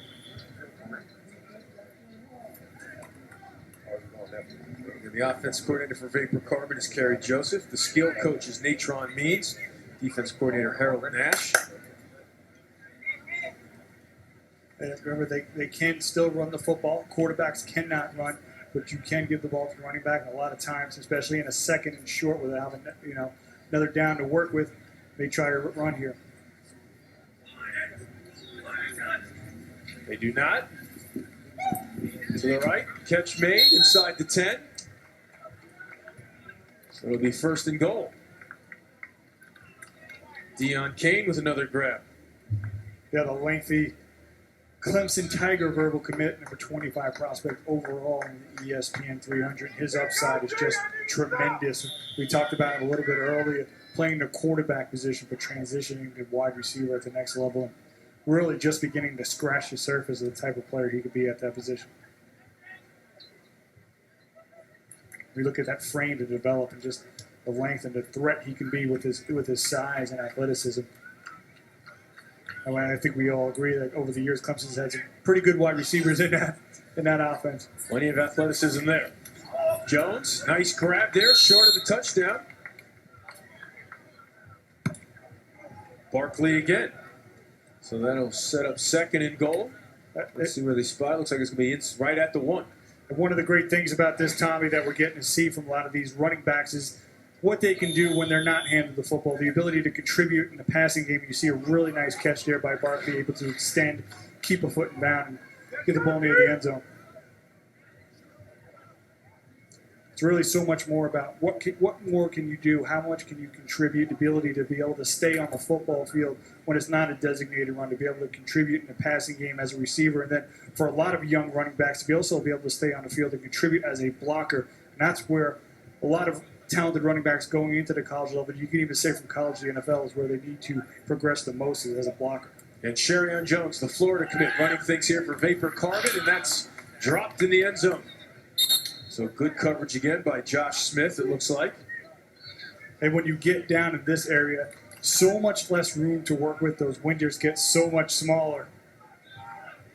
Looking back at Christian Kirk, and like I said, everything right now is compressed. There's a lot more less space to work in with a lot of great athleticism on the field, and there was outstanding coverage right there by Fly Rush. Looked like Juwan Johnson. Maybe make that Calvin Bruton, my bad. And now Josh Smith down again. So he was hurt moments ago, got right back out there. One would guess that it might most likely be the same injury. Once again, it's warm. This guy's been playing in several games. It's already the third game for Fly Rush. Came into this game 2-0. We got a good battle on our hands so far, 12-6. There's a good look at number 22 for Vapor Carbon, Kirk Merritt, and he's already made some news this week. Yeah, a member of the final 10 for the Spark Championship, came in the number 1 player, was challenged by 5-star defensive end Josh Sweat, but in the end, Kirk Merritt was able to walk away with the Spark Championship. Really impressive feat for him. It really went down to the final event, the 40-yard dash. He needed it to hit a specific score, and he was able to do it. Really a tremendous athlete to help the program in so many ways. The Oregon Ducks, we're here in Oregon right now, one of the teams in the mix, and also Texas A&M, Alabama, LSU, the Auburn Tigers, all right now in the mix for Kirk Merritt's service. That's a sweet trophy, but he's going to have a hard time carrying that back home on the plane. I mean, that thing's pretty big. Did you not see his kneeling Powerball toss? He can handle it. How do you think he can carry it? I just don't know where he's going to put it. He can certainly carry it. But the Spark, for those of you who missed it last night, it's kind of similar to the NFL Combine. You test out your athleticism in so many different ways, and your balance and footwork as well. Including a vertical jump. We talked about the kneeling ball toss to show off body strength. Also short shuttle and a 40-yard dash. Tommy? Yeah, here with George Whitfield. And George, as you went through the regional camp circuit that builds up to this week, you've had an opportunity to make draft choices when you choose your quarterbacks. What was your criteria in your selection of Brady White and the rest of your crew? Well, we wanted a distributor. I wanted somebody with quick eyes and quick release. 7-on-7. All these guys are great if you give them 10 more players and pads and put them on a Friday night. In this type of game, we wanted quick eyes and quick release, and we think we got the best guy. When it comes to how they've performed to this point, have they met or exceeded the standard yet? They have. Especially you and I are just talking about that. These guys just met us 3 days ago, for lack of, just to be real. And then they just met the receivers yesterday. So putting it all together, trying to find the nuances of the receivers, and trying to get everybody to detail and understand the greater concept. This is why you got to keep it at 6. This is why you got to go outside the release. This is why you got to hold the safety on your first 2 steps. But it's coming together. We're 2-0, and we have a tremendous defense. So if we can just, box our way out of this last 540, we should be in pretty good shape. All right, there you go. Offensive guy living on the defense. And his defense doesn't come through there as they give up the touchdown. And guess who? The man of the hour right now for Vapor Carbon, Christian Kirk. Yeah, facing a 3rd and short. Christian Kirk has really been one of the favorite targets early on. As we're going to see him just come underneath with a little rollout pass. Got him underneath right near the pylon. You're going to see him clear out, create a little bit of space, one receiver, and then once again, Sherian Jones is able to roll out and find Christian Kirk right by the pylon. Let's check in with Trent. Well, hey guys, I'm completely tapped out. I have a chair up here in the tower, and I got 2 of my daughters with me. It's been a long day so far. So I Gatorated up. That drive got me fired up. We call that Montana. Sherian Jones to Kirk, little sprint right Montana. We'll never take Joe Montana out of this playbook, especially that play. That's the catch. You saw Christian Kirk catch the underneath part, but there's another element to it that everybody saw Dwight Clark make the great catch on. So it's been a lot of fun watching these guys progress as day goes on, and we're starting to make some plays in the passing game. Hey, Trent, did you give it sprint right option? Is that what his play was? That's sprint right option. There you go. Sprint right Montana now. Now explain it. Now give people the background. That's the play of the catch. Exactly. That's the catch. The catch was the second element of it, which is the outside receiver hooking on the back end line, sliding, getting to the back end line. But the primary read there is the quick flat sprint right to it. You saw it right there. Sherian Jones did a really nice job loading the ball, throwing a nice catchable ball to Kirk on his outside pad. And when I played for Mike Holmgren, he always said it's not the play, it's a throw. It has to be exact to make that an easy catch for the receiver, because he typically has to catch, turn, dive in the end zone. He didn't have Freddie Solomon slip in the flat. No, he didn't. There you go. Obviously, rekindling memories of the 81 NFC Championship game between the 49ers and the Cowboys. And now, a drive for Fly Rush, all tied at 12. You carrying some? Florida State commit DeAndre Johnson, back quarterback, hooks up with Trent Irwin, who's kind of had some of the same success on the Fly Rush side of the ball as Christian Kirk has had for their Vapor Carbon, been one of the primary targets for their respective team. And there's George Whitfield holding up the play card. These guys all starters. They're not used to looking at the play card. That's for the scout guys, I would imagine, most of the time. Yeah, but they're all about to become the scout guy. They just don't know it yet. Because the de-recruitment phase is coming, boys. They got one more year of being the man. Don't take it away from them yet, Luke. Come on. I'm just a little early prep. There's a nice cutback, but good coverage by the D as well.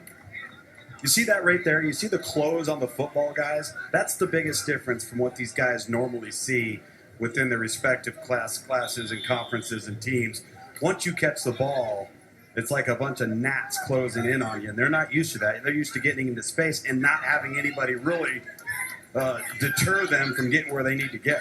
Isaiah Langley there making a big play. He made a big commitment yesterday on our air, so he's playing a little bit looser, I would imagine. Yeah, verbal commit to the USC Trojans.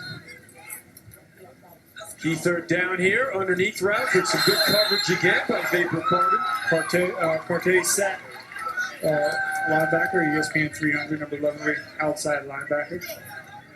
Young man who's still looking at several schools. Speaking to him a little bit earlier today, he said he hoped to narrow down his list by the beginning of August. So a few weeks here, we should find some of the finalists for Carter-Sapp.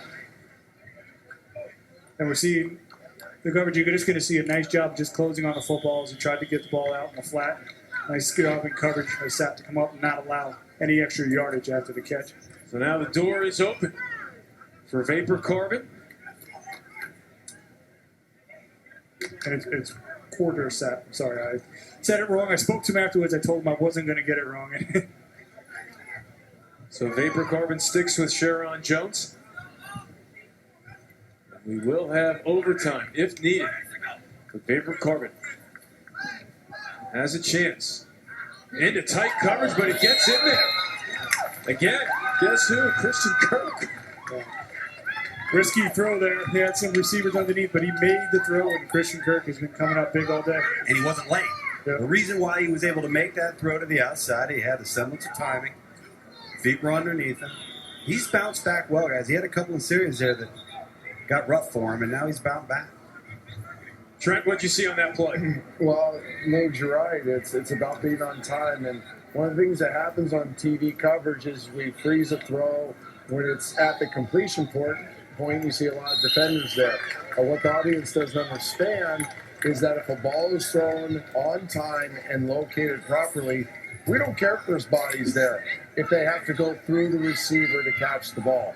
And that's what you saw right there at that throw by Deshaun Jones. He threw the corner out early. He located it properly. There's no way the defenders were going to make a play on the ball because they'd have to go through the receiver to make it. Deion Kane with another grab. Seems to be some politicking going on with the officials here. There's a timeout in the action with 13 seconds left. So Kerry Joseph wants to get things straight.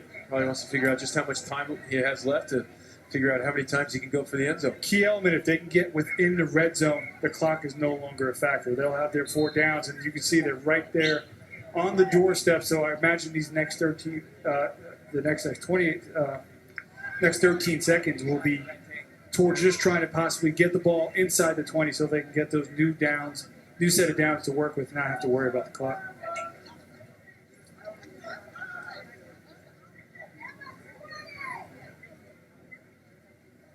Trent, while we have a break in the action here as they set up that play, how do they work out the quarterback rotation? Because each team has 3 quarterbacks, but they both have only gone with 2 here in this game. And obviously, you got various games. They're not just playing this game this week, so they sort of hold the guy out for one game? That's a great question. So the way we thought was the most fair way of doing it, obviously with 3 quarterbacks on the roster is not ideal, but to integrate the Elite 11 in the opening is something we have to do.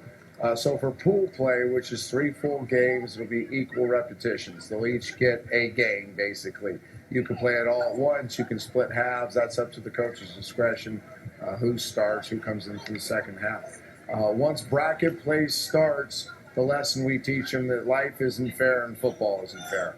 It's up to the coach to determine which quarterback he wants to ride. Last year we saw a few different scenarios. Jordan Palmer played a guy in the finals that ended up playing his way out of the Elite 11 and possibly cost Jordan the championship. Other guys rode their horse all the way in.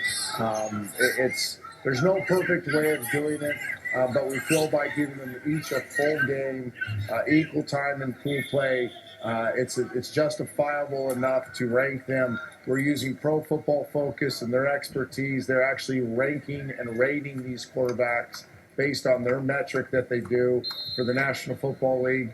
We vetted the metric. We've gone over their grading system based on my grading system, and it's very similar.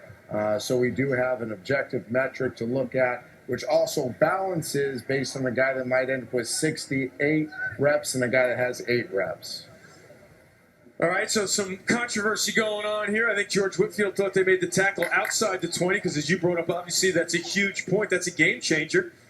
So now his defense really on its heels now as Sharon Jones gets 4 cracks at the end zone and a chance to win it here in regulation for Vapor Carbon. Clock no longer a factor now. There's Kirk in motion. He's certainly somebody to watch, been a key target throughout this game. When he locks in on another wide receiver who comes back to the ball well and make the grab, and that's Deion Kane, who's emerged as threat number 2 here for Vapor Carbon. The clock's not a factor, but the downs are. So you get your 4 downs within your 20 yards in the red zone, but I actually think it's a benefit as the field condenses to not get too close within the 5 or 7 yard line, have a little bit more room to work with and some space and windows for these quarterbacks to throw the ball into. George Whitfield is into this game. He is lobbying the officials, and his staff is working the officials as well. But to Tom's point now, they do not get a new set of downs, even though they shut the clock off, Trent. Again, this is scary. I'm agreeing with Tommy too much today. It is hard in this format to score once you get inside the 8.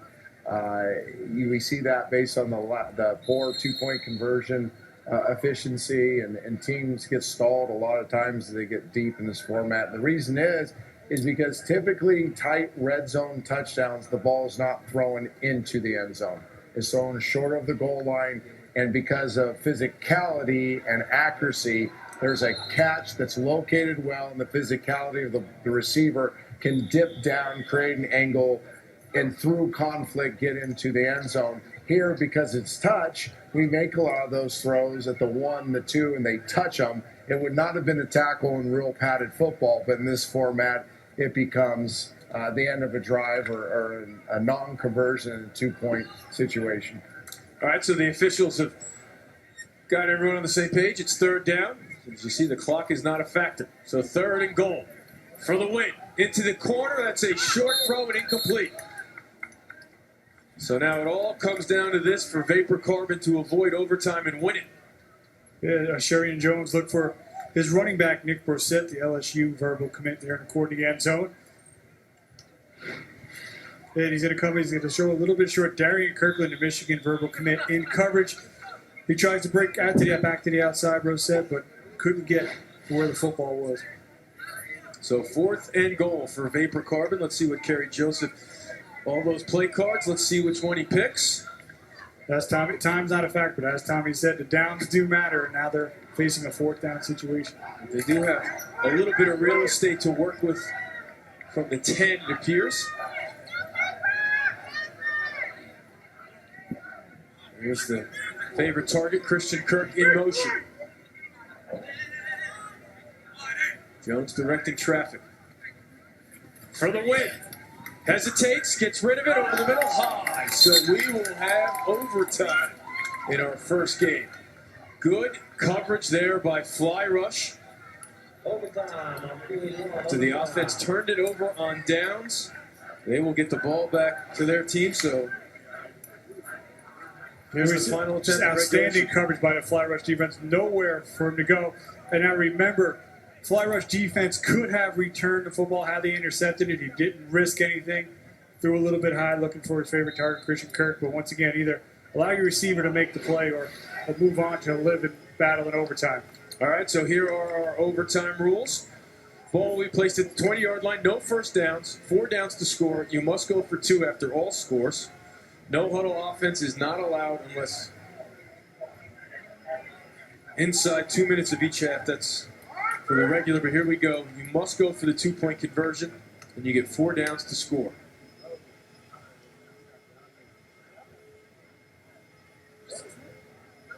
Luke's, how does overtime impact the evaluation process for these athletes? I think it puts these guys in a little bit of a pressure chamber, knowing they have to perform. Somebody's going to have to come up with a big play. And I don't just apply that to the quarterback position, but when it comes down to it and your number's called and things are winding down, who's going to show up and make that play? So Fly Rush gets the first crack over the middle. DeAndre Johnson taking the first reps, looking for Bryce Love, the running back, ESPN 300 running back. Setting up a 2nd down situation inside right around the 10-yard line. You're going to see Bryce Love, the running back, is just going to come underneath, and DeAndre Johnson, the Florida State Rebel, is going to find him and able to get a little bit extra real estate before being tackled. See those crossing routes, guys. So down here, the offensive side of the football, they're sensing they're going to get a lot of man coverage, so you want to have man beaters. And the quintessential man beaters or crossing routes is what you saw right there, picking guys off. Very well executed. So now they empty the backfield on 2nd and goal. Johnson looking left, waiting for someone to get open. Now over the middle, he's got his man, but he did not get rid of it in time. Well, again, 3.5 seconds to get rid of the ball, and the First Coast High School product out of Jacksonville did not have that mental clock going. Looking for Kurt Merritt there on the catch. As you said, they're on a clock, and he could not. That goes to the defense. Excellent coverage as Kurt Merritt was able to break free a little bit too late right after the clock expired on the amount of time he had to throw the football. Tom used the term pressure chamber when DeAndre Johnson was a freshman. He led a game-winning touchdown drive threw a last-second touchdown pass to win the conference championship, and right after that game, he picked up his first offer from Clemson. So, again, that was as a freshman. Now they face a 3rd and goal. Running back goes in motion. 3 to the left, 2 to the right. Airs it out to the corner. In and out of the hands. Incomplete. Good coverage on that one as well. Deshaun Holiday, ESPN 300 cornerback, right there. Great coverage on number 18, DeMarcus Lodge, Texas A&M Verbal. A huge play. Tom, you wanted more real estate for the quarterbacks here. They got it. No, they got it. But the one thing that this environment doesn't showcase for so many of these athletes, particularly the DeAndre Johnsons, the Kyler Murrays, some of those dual threat guys, is when there isn't somebody open, you don't get to see them take off and run and extend the play and provide a second reaction throw or a second passing chance. So they are forced to work through progressions, forced to get rid of the ball and have that clock go off in their head, like you said, Eamon. So now one more shot, enough real estate here, should have a bit of a wider window. Over the middle, that's going to be out of bounds and incomplete. Led him too far on that one. Looking for Van Jefferson, number 2. Just overthrew him a little bit. And now. So the Vapor Carbon D holds. You'll see Van Jefferson just coming right down the middle. He's able to beat the coverage just a little bit beyond his fingertips. It's a little bit too much on that by DeAndre Johnson. So now, let's check in with Trent.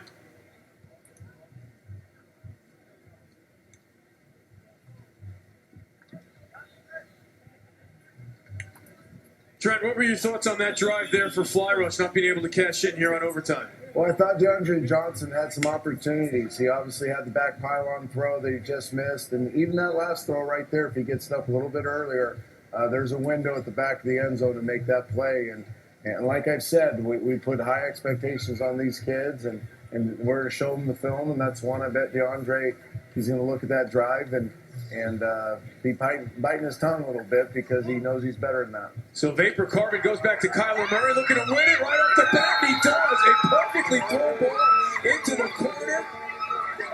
Deion Kane with the grab, and Vapor Carbon wins it in overtime. Well, with the sluggo route, guys, huh? A little slant and go. Got the big target, Deion Kane, we talked about. Quarterback during the fall, training to be a wide receiver at the next level, and really good shoulder tilt right there with Kyler Murray knowing he's going to get that corner to peek and bite and throw it up and give your guy a chance. A very nice throw by the Texas A&M Verbal commit. And you see Deion Kane reach up, make the catch with his hands, and only take one play to be able to take the win for Vapor Carbon. Trent, earlier in this game, we were talking about bouncing back from mistakes. Kyler Murray had a couple interceptions, but for right now, he's probably only going to be thinking about that game-winning touchdown pass. And that's all he should be. After the first interception, we talked about it, had a great drive, played really well. Another drive after that. The second interception, I'm going to put more on the receivers. The Y got busted down inside. The backside pivot route didn't pull out. Kyler went with what his eyes saw and couldn't see that defender. And then right there, coming in overtime, setting up Sluggo seam, a famous West Coast play. We call it 200 jet quick white after our MVP last year, Sean White. Just beautiful execution, great gun footwork, the slight little shoulder nod, and then dropping the dime right there to win the game. That's what Kyler Murray does. That's why he doesn't lose football games when there's pads on, and he hardly loses when there's just shorts on. So good day by Kyler Murray. Definitely will work his way into the 11 after tonight's long meetings when we get done about 3, 4 in the morning. So good day for Kyler Murray. So Fly Rush takes the loss courtesy of the 14th ranked player on the ESPN 300. That is why Aggie fans are so excited that Kyle Murray is headed to College Station. Speaking of college quarterbacks, they're on here as well. Everett Golson working his way back to the Golden Dome. We'll hear from them on their little competition this week in Oregon. That's when we return to the opening on ESPN U.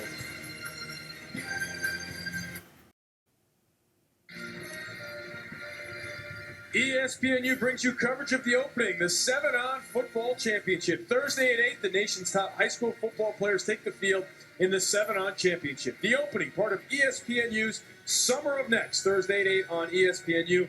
Also live on Watch ESPN. But the high schoolers not the only ones having fun this week in Oregon. Some college quarterbacks on hand. There's a look at Notre Dame's Everett Golson, along with Michigan State quarterback Connor Cook and Utah's Travis Wilson. They came as mentors, but they also got after it a little bit themselves as they went head-to-head in competition.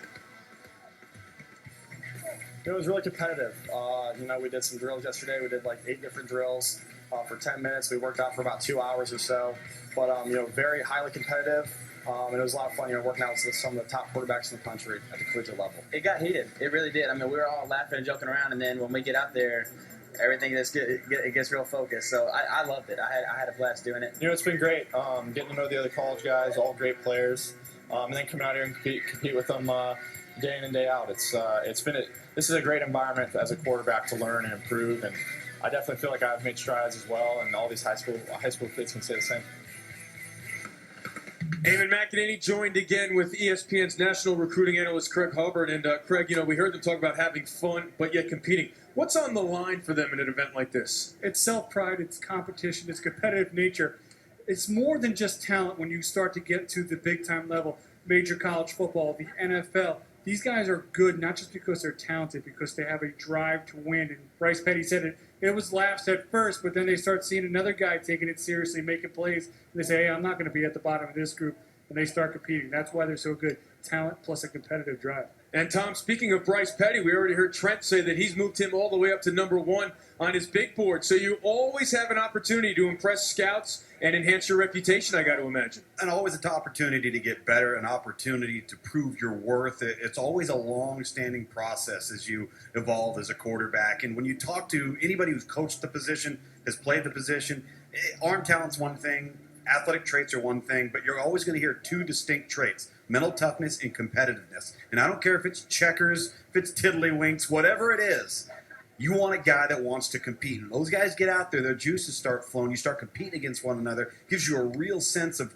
getting an idea of a guy's makeup. Because the makeup, ultimately, when things aren't going well, or what's going to get you through a game. It won't be the arm, it won't be the legs. What's the guy made of when things don't go well? And that all has to do with competitiveness and mental toughness. There are some legendary stories about the tiddlywink battles between Craig and Tom in the ESPN U 300 meetings as we take a look at never lost. You've never lost, exactly. Josh Rosen, the #1 pocket passer. We will get a look at him in our second half of this ball game.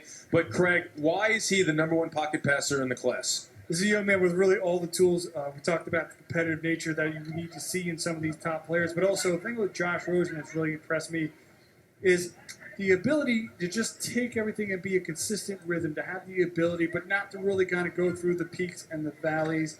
The young man at UCLA is getting a very talented quarterback to be able to keep Josh Rosen in state. We heard from George Whitfield in our first game. He says Josh Rosen is probably the most polished quarterback here at the opening in the Elite 11 as we take a look at some of his highlights and some of his footwork here throughout the summer. George Whitfield, he's polished for this level, and once again, it really carries over to all the things he does. Trent, what's jumped out to you this week about Josh Rosen? Well, probably the same thing that's jumped out to you. And UCLA, he looks what people think a quarterback should look like. He's big, he's strong, he makes the very difficult look easy. He's super, super smart. But I think it's almost a curse for him. Josh is a guy that has yet to buy in to what I'm preaching. He's still a guy that keeps telling me how they do it at Don Bosco and what the secondary is doing when I'm talking to him about running pure progression offense. And it's funny because I've sat him down, I've complimented him on how much he knows. He definitely understands defenses. But what Josh has to learn before he takes the keys over to a major college program, that it's not about knowing more than the coach. It's about doing it the coach's way. And that's something I hopefully we'll see in the next few days, because he has one of our best coaches in Charlie Fry coaching him. And if he was wise, he would listen to what Charlie tells him. 16-0 at St. John Bosco last year, through 39 touchdowns while completing 69% of his passes. And you saw there Charlie Fry, but it'll be Alpha Pro with the ball first. Alpha Pro in the orange. Already confusing on the play, but it'll be Ross Bowers out of Washington, who committed yesterday to Cal. You want to talk about a young man who's come into this and just really soaked it all up, having fun. Maybe not the biggest name of some of the quarterbacks in the Elite 11, but he's just kind of come in to compete and have fun. Great kid to be around. And he throws a pick right on cue. First play. Intercepted there. By Halton Hill, ESPN 300 quarterback. Nice play. Just first throw. What you talk about all the time, Tommy. Don't throw it late over the middle. Well, and you know a bad thing's about to happen when you start seeing a guy patting the ball. His eyes locked on from the get-go. There was no work of progression or manipulating a defender, and it cost him. And again, you referenced this is a guy that's very talented. His film is very impressive. He's not in a region where you're going to get a lot of attention and hype. But you look at the first play here, and he'd love to have it back. You know, just start patting the ball. You're holding on to the ball.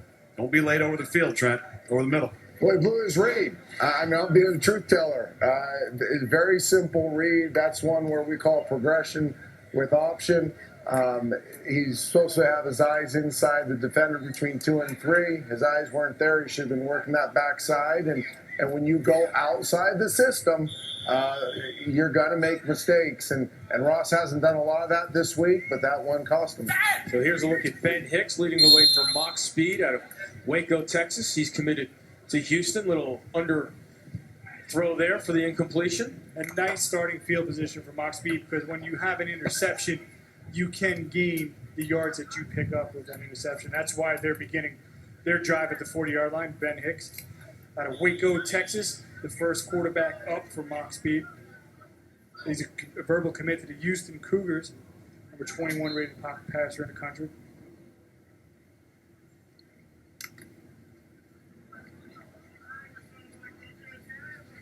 So Jordan Palmer doing some instant coaching on Ross Bowers after that pick. We saw that in our first game. The coach is getting right in your ear after every play. But now here Hicks out of Midway High School finds his man. Took a little bit off that throw. Alpha Pro coach is lobbying for an incompletion, but the officials are going to give it to him, it looks like, to Jovan Durant, the West Virginia verbal commit, a little bit behind him, but he was able to make the catch. And so far, sometimes, in these drives and these games, it's about getting those first couple of completions underneath your belt and gaining some confidence. And goes with a short throw here. Jovan Durant, top 10 rated wide receiver, was able to haul it in, but a quick tackle by Alpha Pro. Now, again, the quarterback must get rid of the ball in less than 3.5 seconds to simulate the pass rush. Facing the 3rd and 10 here, as he'll take the ball under center, so to speak. Play fake. Over the middle, nice catch. Let's see, the spot will be key here.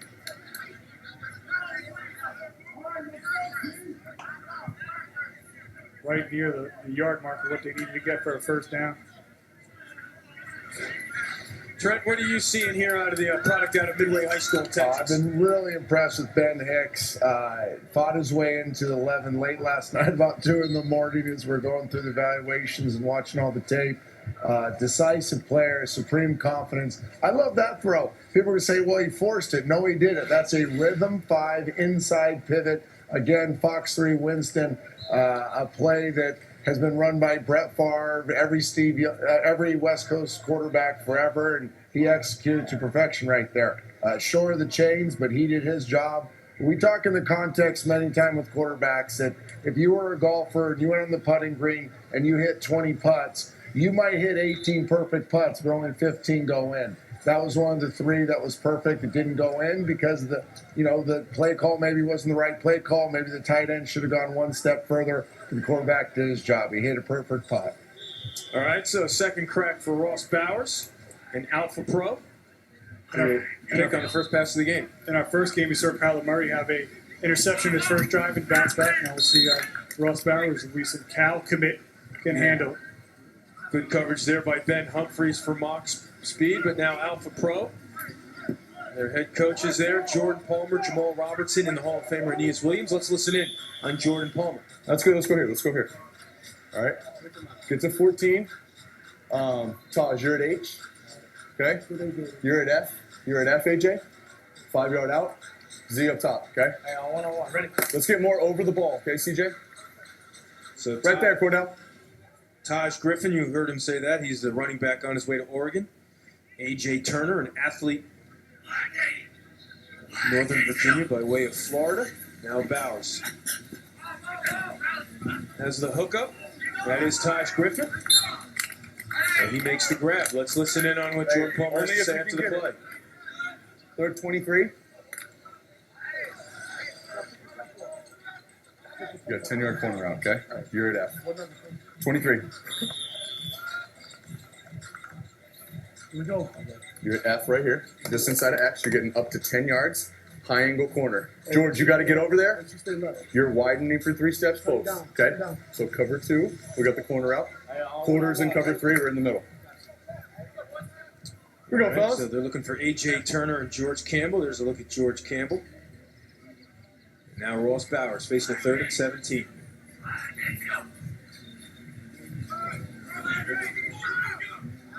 Forced to go underneath, wide open, but not going to gain too many yards.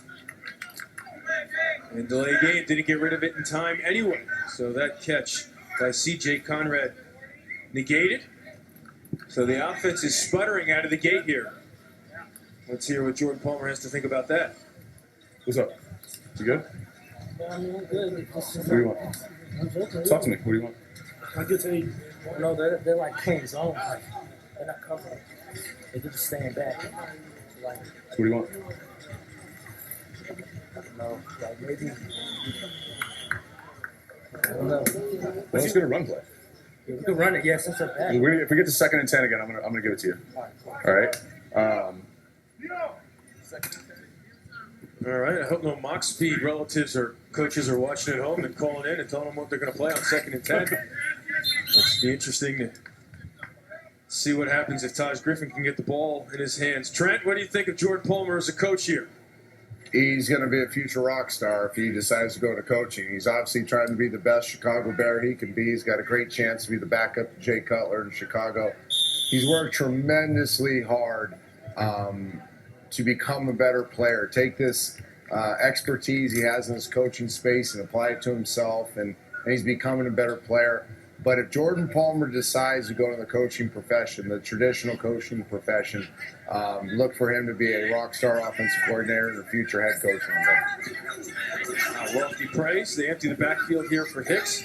Across the 50, pump, goes deep, has a man open who makes a nice adjustment on the ball, and it is catch inside the 5 by C.J. Sanders. And Notre Dame verbal commit, able to pull it down. Is one of the finalists for the 10 for the Spark Championship. And you see, you mentioned the pump fake by Ben Hicks. He's able, 2 receivers down there, but he's able to find C.J. Sanders, who's open, had to slow down and come back to it a little bit, but able to make the catch and get them inside the red zone. Trent, I'm not sure that's a fake. Describe for us the strength he's got to have there to bring that ball back in with his hands and throw it again. Yeah, he definitely regripped that one. He's another kid that we talked earlier about Brady White, how he's going to get more physical as he gets older. Ben Hicks, Sharon Jones, I would say those two are very similar. Ben Hicks is going to be 215, 220 pounds. He's got a thick frame. He's going to gain more strength. A very gifted passer. You saw some of that strength right there pulling that ball back.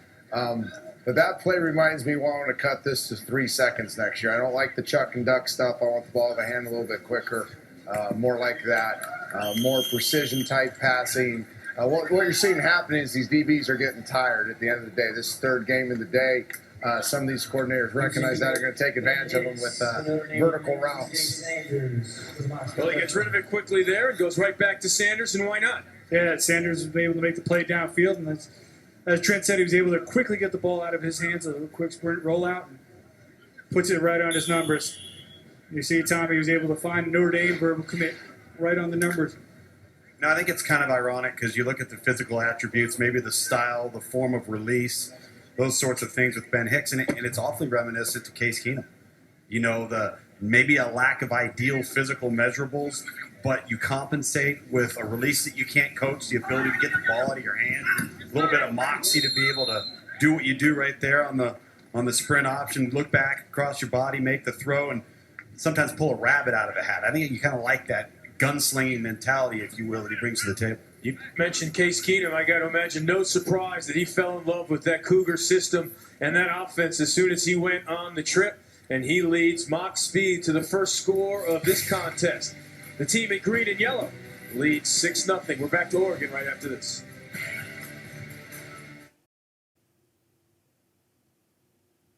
The best teams Alabama wins. and the brightest stars. I'm not going to change because I'm in the spotlight. At the end of the day, I'm not going for a Miss America pageant. Exclusive coverage and inside access from the 2014 SEC Media Days, July 14th through the 17th on ESPN and ESPN U. Before you can play games that count for real, you have to meet the media. And we will be all over the SEC Media Days on ESPN U next week. It starts at noon on Monday.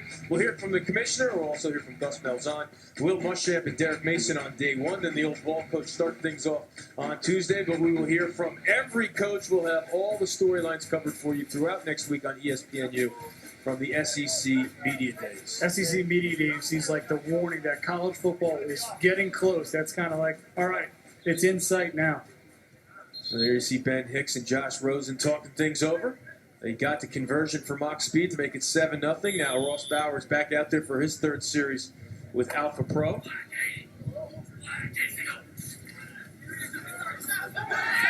There's a completion for Ross Bowers to George Campbell. One of the things to watch with Alpha Pro, they certainly have some talent on that team. The number 1 rated and number 2 rated athlete in the ESPN 300 are both members of Alpha Pro. George Campbell, who made that reception right there. And then Torrance Gibson, who's number 6 and a very interesting player to watch. He's here at the event working with the Elite 11 quarterbacks, plays quarterback at American Heritage High School, but the talent may be best utilized at the next level as a wide receiver, and there's been kind of a debate over how to best utilize that talent at the next level. So now Bowers goes under center on second down. We'll call it 7. And they are going to run it just like he asked for. They run the ball, they get the first down. So Taj Griffin says, let's beat the zone with the run play. Yeah, the Oregon Duck commit. When you call for the ball, you better do something when you get it. Taj Griffin was able to pick up on a run there. Let's check in with Tom Luganville. Well, joined by Trent Williams, a Pro Bowler, a first-round draft choice, and also a guy that likes to give back to the youngsters here working at the opening this week with the linemen. We also like to give back to your community. Out of Longview, Texas, just had a camp last week where you instruct kids, don't charge a dime. How important is it to you to give back and to work with these youngsters who are about to make the next change in their life? It's really important to me. I know the children is our future. And, to me, I think it's one of the biggest things I want to use off this platform is giving back to the youth. Because I know how much the words meant from the few, famous athletes that I brushed up against as a young kid. And I know what their words meant to me. So, if my words mean half as much to the kids, I still want to be able to get that to them.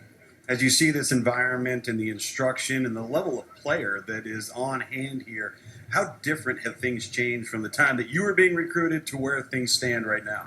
It's a different breed of athletes out here. Obviously, I'm working with the O-line, and a few cats just dwarf me, and just make me feel like I'm their age, And I told them in the film room, we were watching film, you guys are 10 times further ahead of the curve than I am. It's hard to believe that they're only, just leaving the 11th grades. It's mind-blowing, but, Nike does a great job in getting these guys some exposure and giving them stuff to work towards. Hey, Trent, enjoy the week. Thanks for joining us. Thank you.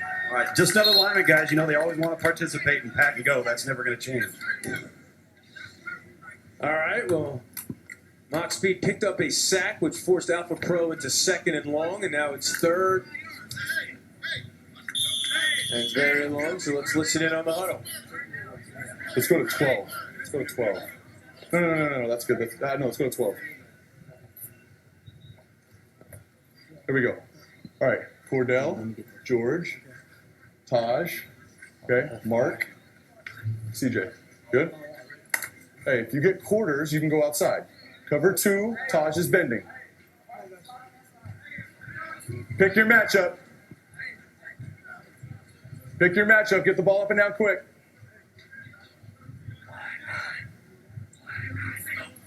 So there's the play. Let's see the execution. Over the middle, open. And they give him the first down. There we go. So, Luke, we were in on the huddle. Translate to the viewer at home, what does quarters mean to the quarterback in the offense? All right, the quarters is a back-end term of the defensive secondary, and essentially it's as simple as it sounds. every defender is responsible for a deep quarter of the field. Now, in your pre-snap assessment, that could look like cover 2. It could actually look like cover 1 or a cover 3 concept and then move and rotate after the snap. But essentially the responsibility of the back end is for every deep defender to be responsible for a quarter of the field. So they get a new set of downs here for Ross Bowers and Alpha Pro.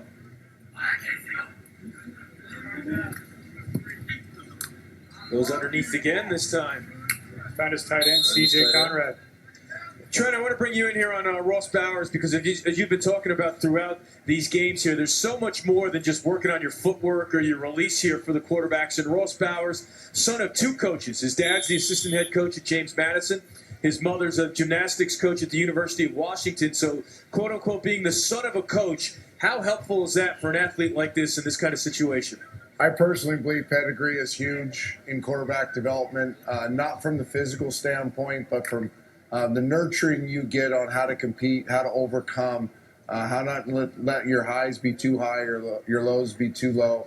How you learn at a young age to communicate with other athletes is so important.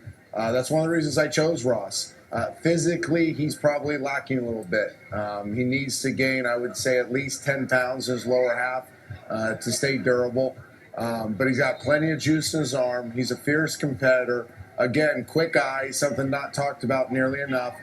Struggled a little bit this half, but overall has had a very good week with us. A guy that I think is going to be very successful. And Cal, going off somebody's comments earlier, I don't know who it was, about the red shirt. He's a guy that's going to need the red shirt year. It'll be huge for him to develop that strength. You know, every young man, they get into college, they get in that training table, they get in the college weight room.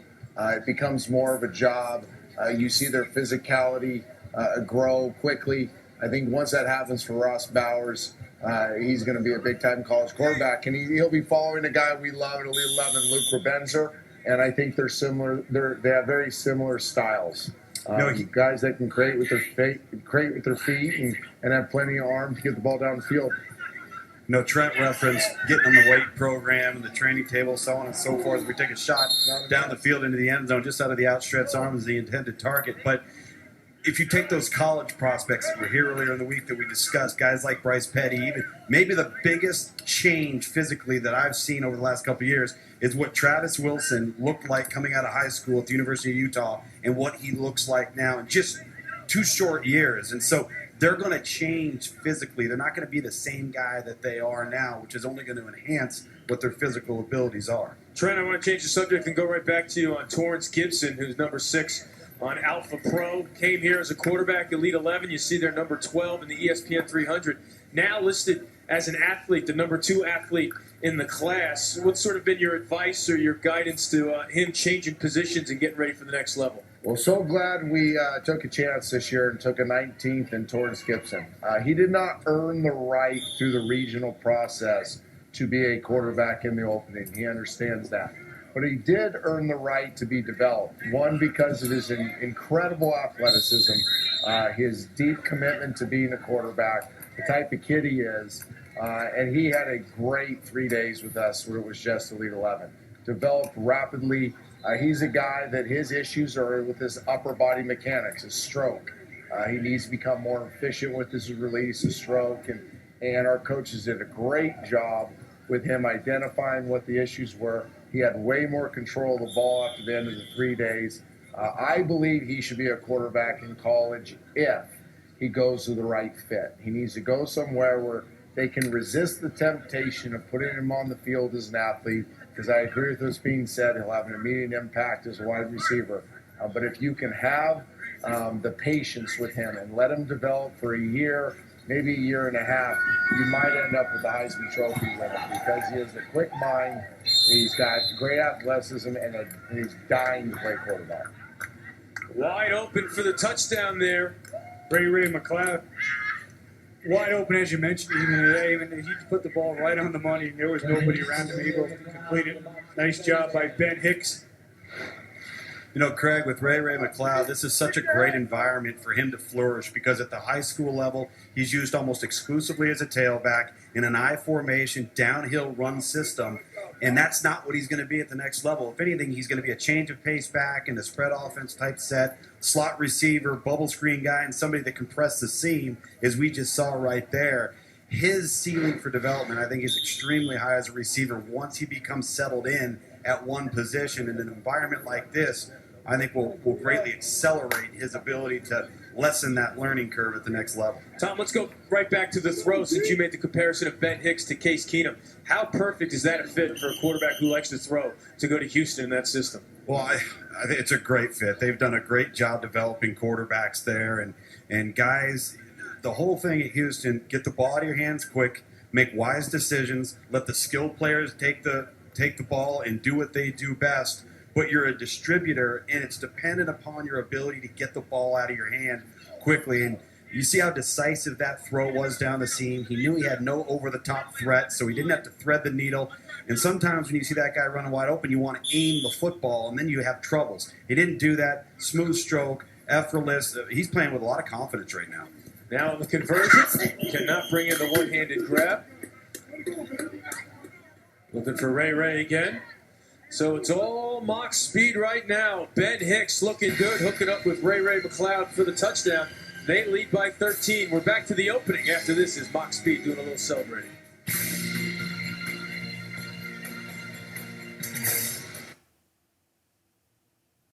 There's a good look at Trent Dilfer and his tower, able to keep his eyes on two games at once. He, of course, is running the Elite 11, and recently this week we had a chance to catch up with some of the quarterbacks who have been under his tutelage to hear what they had to say about Trent's coaching.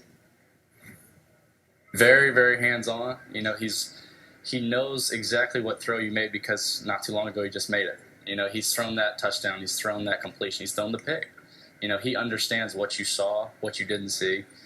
And that just, it clicks more with the player, you know, because he actually did it. It's a heck of a coach, and just being able to listen to him. I mean, when he talks, I pay attention, and he grabs your attention. So, I mean, it's easy to listen to him and grasp the information that he's giving us. It's aggressive, but it's a good type of aggressive coaching. He really takes the best out of you and really fine-tunes everything that you need to work on personally. It's assertive, but it comes off well too. He's very knowledgeable about the game, and he's assertive when he needs to be, but it's all for the right reasons. So let's bring in Trent. And first of all, after listening to that, and anyone who's ever watched the shows, you are immediately grabbed by your passion for coaching and teaching. How did you develop that so quickly after your playing career? You know, I grew up the stepson of a coach. I had two dads.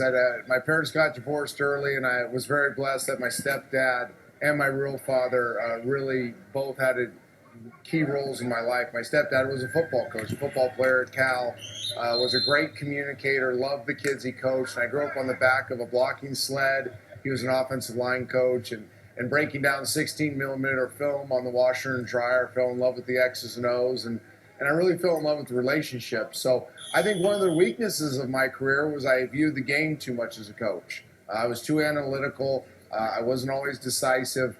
And I didn't always trust the people around me because I didn't know if they had worked as hard as me studying the game. It really was a crutch, but it's proved to be an asset in coaching.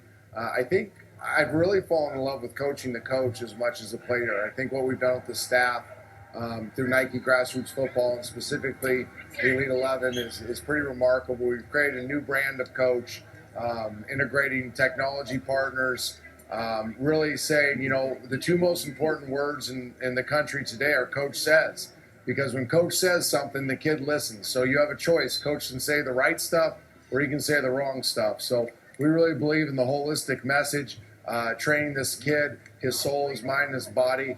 I've fallen in love with it. Passion is the right word. I feel like at 42, I found my purpose. My purpose was not to be a football player. I think my purpose was to pour into these kids, these coaches, what I learned through so many mistakes that I made it in my journey. And then I guess having the awareness that during my career and at the end of my career to study the game in such a way that I wouldn't only come from my perspective, but from the perspective of all the great coaches that have coached the game of football. So Alpha Pro Commits an infraction, moving upfield too early. In the Elite 11 quarterback camp, you want to see some of that hands-on coaching and that passion and how Trent and his coaching staff reaches these quarterbacks. You can see it August 17th, 8 o'clock on ESPN U, then 6 days later on ESPN 2. And let's check in with Tom Luganville with one of those Elite 11 quarterbacks. Thanks, Eamon. Here with Josh Rosen, UCLA Bruin. Now you're about ready to take part in your second half of the day. So you're going to take the second half. How would you assess the progress that your team has made in the first day of 7-on-7 play? I mean, I definitely think we've gotten better every single drive. I mean, our defense has been pitching near shutouts the last 2 games. Just a few adjustments here and there, and I think we'll be ready to compete tomorrow. You know as well as anybody that when you're in an unfamiliar environment with the people around you, you haven't generated time, you haven't gelled yet. What have been some of the specific, maybe little tweaks that you tried to employ to ensure that you're still accurate, you're still moving the chains? I mean, just make sure everyone's going 100% and stabbing the top of every route. And I mean, these concepts are great concepts, and all we need are guys in the field to run them and make our reads and get the ball in the right hands. All right, sounds good. Have fun out there. Definitely. Thank you, sir. Guys? All right, so Derek Dillon making a grab for Alpha Pro as they have the ball on the move, looking to get on the scoreboard. And we mentioned Josh Rosen, the #1 overall pocket passer on the ESPN rankings, is verbal to UCLA. Sam Darnold, the only person on that list who is yet to commit, and his stock continues to rise out of San Clemente, California. Yeah, very often in the recruiting process, quarterbacks are among the first to come off the board, and very many times it's a domino type effect. Once that first quarterback makes his pick, is very often a program will only take one quarterback in class. Not always, but many times they'll take one. And once that guy finds his home, then it becomes a bit of a domino effect with the next guy. A program will go, okay, here's the next guy that we're going to take. And to be able to have a player of Darnold's ability open at this point here in mid-July, he's obviously a very, very valuable prospect quarterback position. Another reason why he's under-recruited, an injury during his junior year, but some say USC might be in the picture now, even though they have a big-time quarterback. And Jordan Paul, let's listen in on some of his play calling, looking to run the ball. Who's going to run play? You can run it, yes, that's not bad. If we get to 2nd and 10 again, I'm gonna give it to you. All right. So,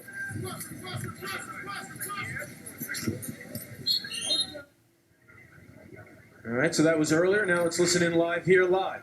I think. You're at F, okay? No, you go to Z. You go to Z. You go to F, okay? Let's go. Z, you got the corner out, okay? All right. Ready? So that was You're Derek H, Dillon, you got it number over the 4. ball. Hey, if we get cover 2, we like that corner post. Otherwise, we're reading smash out.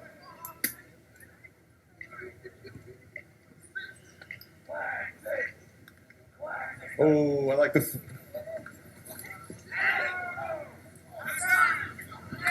Life of a coach, I got to imagine there. Likes a play as the ball's being snapped. I got to imagine that that's got to be happen almost all the time for offensive coordinators and play callers there a lot. Lugs, when you sit there and you call a play and you put everyone in the right spots, and then all of a sudden, as the ball's getting snapped, the defense makes an adjustment.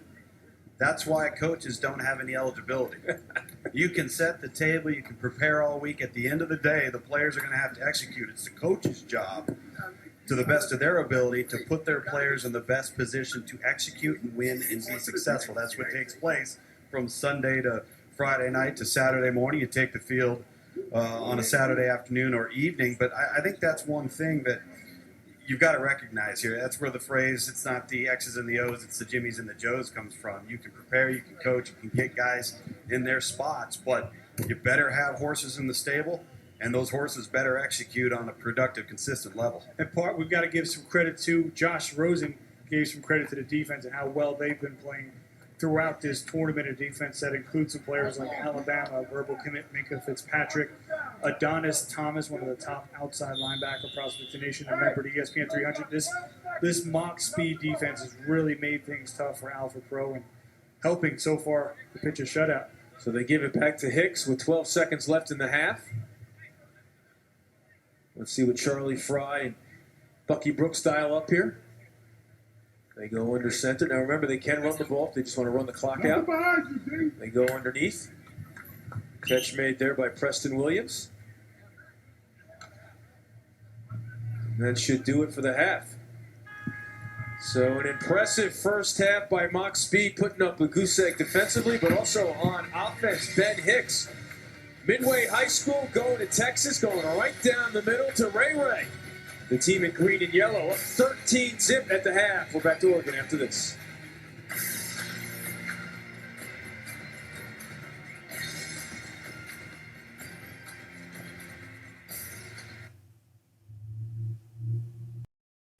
You are watching The Opening, all part of the ESPN U Summer of Next. The Opening continues this week through Thursday, July 10th. Then you can watch additional ESPN U Summer of Next events starting on July 12th with the Under Armour All-American Lacrosse Game. July 20th, it'll be the Nike EYBL Finals from Peach Jam. And then July 27th, the Adidas Super 64 Showcase and Championship Game. We will be back to Oregon with the second half of 7 on football. Mock speed up 13-0 on Alpha Pro.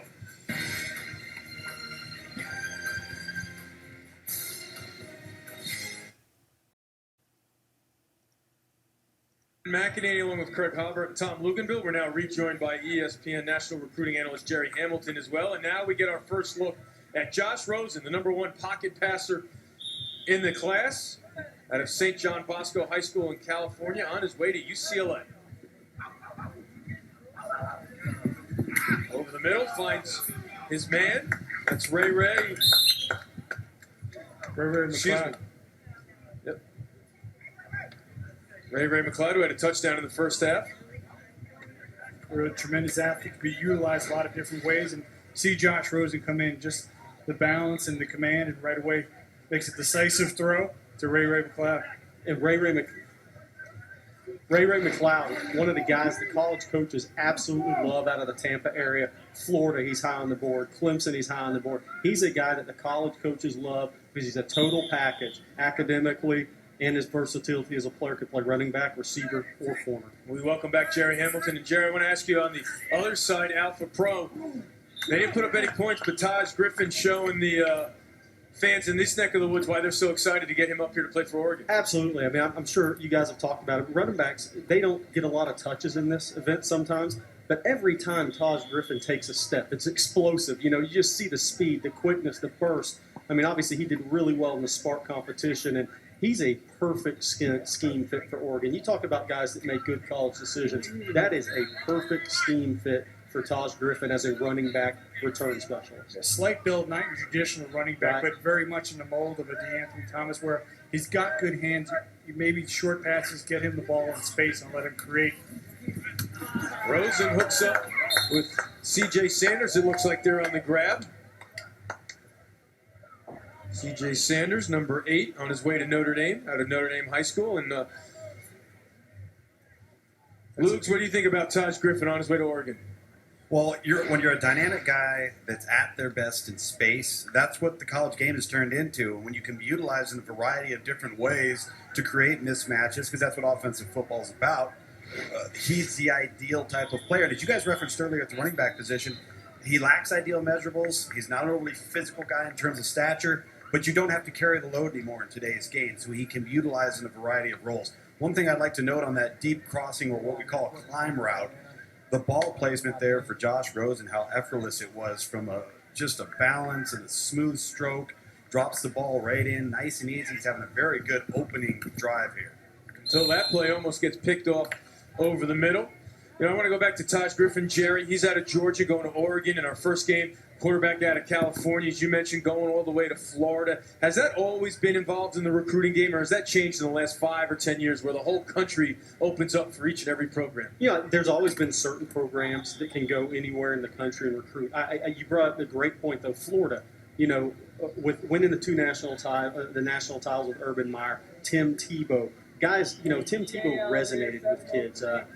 Florida's one of those recruiting national brands, arguably the best recruiting job in the country. Oregon, really in the last 5, 6, 7, 8 decade, years, they've really come up. You know, they're flashy. They have the offense that a lot of kids run in high school with the spread game, players playing in space, the uniforms. They have a total package. The thing with Oregon is it's just hard to get to. That's the thing Oregon faces in recruiting, is it's tough to get to. And there you see Taj Griffin, unbelievable athlete. Pound for pound, maybe the best athlete in his class in 2015. He ran the 4.34. I've seen him a number of times on a laser time 40. I don't think he's ever run over 4.45. You certainly see the burst That would be a perfect fit for that Oregon system. And out of that high school, too, Georgia's one of those places where everybody in the country comes in and recruit. There's an offensive tackle, Chuma Idoga, who's also here at this event working with the big men, and he's committed to USC. Absolutely. So big time. In Stanford recently has gone into that state as well and had a lot of success in the state of Georgia. So Georgia's one of those places where arguably one of the three, definitely the top 4 best states for talent. And one of the big discussions in recruiting is, why aren't all these kids going to Georgia? Georgia should be getting all the top kids. Atlanta, in that area, it's kind of a transient area. Kids don't grow up in Georgia. A lot of kids move in. Every kid doesn't grow up there wanting to be a Georgia Bulldog. They move in. Well, there now, Josh Rosen. They got a break with the flag, so he goes right back to work and finds a wide-open Javon Durante. Mach speed, pouring it on right now. Yeah, wide receiver out of the state of Florida. You see great length, good hands. And now they'll throw up the conversion. And it really was, Tommy, I thought really an impressive first drive by Josh Rosen. And there were some incompletions, but overall, really came out with a lot of confidence, really decisive in all his throws. Trent, what did you see from Josh Rosen on that drive? I thought it was a sharp drive. I think anytime you judge a drive for a quarterback, you judge did he do his job, first of all. And Charlie Fry called 5 really good plays there. I thought the first play was probably his best because he got to his second receiver to open the drive. The second play was nice. He hit the inside slant, which is his primary receiver, well located. Third one was a gimme because it was a great play call, great play design. Play 4s and 5 were incomplete because Josh did what gets him in trouble sometimes. He didn't trust the play. Both times he had receivers open, he forced it down the field, didn't make the play. And then the touchdown, again, not taking away from Josh. His eyes were disciplined, but it's a great play that was drawn up perfectly, and it's a gimme completion. So I really am going to evaluate Josh more when it's sticky, when he has to get to second, third receivers. I think it's life. When you're ultimately talented, when you're uber talented, I should say, like Josh is, the expectations are going to be higher, and that's going to go with Josh for a long time because he is uber talented. Now we get a new quarterback out here for Alpha Pro, Alex Malzone out of Brother Rice High School in Michigan in the Detroit area. Nice catch there. The adjustment. Mark Walt. Cameron Smith with his coverage actually aided the catch because he was able to get his hand on the ball and was allowing the receiver, Mark Walton, to be able to regain and kind of open up and get a catch. You're going to see Cameron Smith close. He kind of holds the ball up for Mark Walton and allows him to make the reception. And we hit on Walton earlier. He's one of 3 running backs at the event committed to the Miami Hurricanes, and he's currently a 2016 prospect trying to reclassify to 2015. Over here. Otherwise, we're right here. We got 1-1, right? 10 yards there, Cordell. So we're listening Jordan Palmer.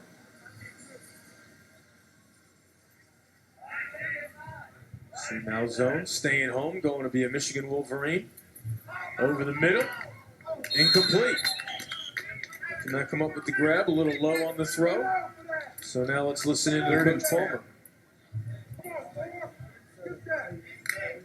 3rd and 8.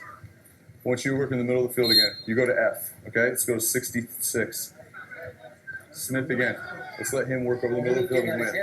Yeah. Let him work over the middle of the field. That's fine right there. Okay? Let him work over. No. Yeah, so you got to get past the sticks, though. You got to get to 10 or 12 yards.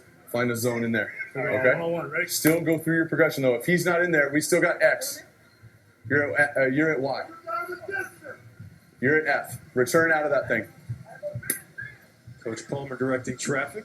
Derek Dillon and C.J. Conrad in the right spot. So now they empty the backfield on 3rd and 7. Malzone right at the marker. Looks like they're going to give a first down. George Campbell with the grab. George Campbell, number 11 prospect in the country, one of the 5 stars not committed. He rolls out of bed and runs 4.35. I've seen him a few times running laser time 40, never over 4.4. Florida Gators, Clemson, all in there. Florida State. He's a former Michigan commitment. Yeah, he was right there at 6, as you mentioned, even just enough to get the first down. He is such a tremendous athlete. Trent, what are you seeing here on this drive out of the Michigan commit in this offense? Well, I want perspective on the difficulty of the play. So we saw Josh go down, great drive, touchdown, but a few gimmies. That's a 3rd and 8 where Alex Mountain zone got all the way to backside number 3 on the middle of field read, right at the chains. That's what this game's becoming. Is 1st and 2nd down, goofy football, bubble screen, manufactured puppet master offense at the college level. Eventually, you're going to have to play 3rd down offense. And on 1st down, he throws a pick. Sean Crawford, the Notre Dame commit. It's the wrong route. This is the frustrating thing for the quarterbacks and everybody involved. Is we've trained them to trust and throw the ball on time, trusting the receivers and get to be where he needs to be. Receiver's lazy on his route, doesn't come out of it inside. That's supposed to be a turn inside. That ball's halfway there. DB would have to go through the receiver to make the interception. You say he turns over his outside shoulder, opening the door for the DB to pick it off.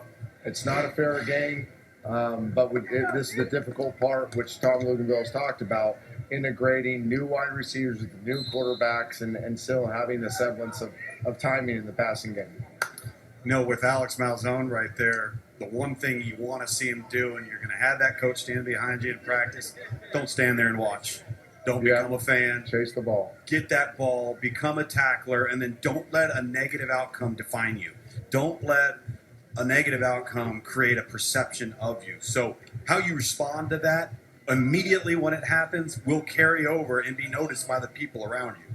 You know, guys, Alex Malzone on his way to Michigan. He was picked off there by Sean Crawford, who originally committed to Michigan, then decommitted, and now is verbal to Notre Dame. But I got to be honest, as a college football fan and a college football follower, I'm a little surprised when I look at the recruiting rankings and see where Michigan is right now. I mean, this is Michigan, the maize and blue. Is it just last year they losing momentum, or what's how would you explain? Well, they're in the 20s, I think, in your rankings. Yeah, they don't have a lot of commitments right now.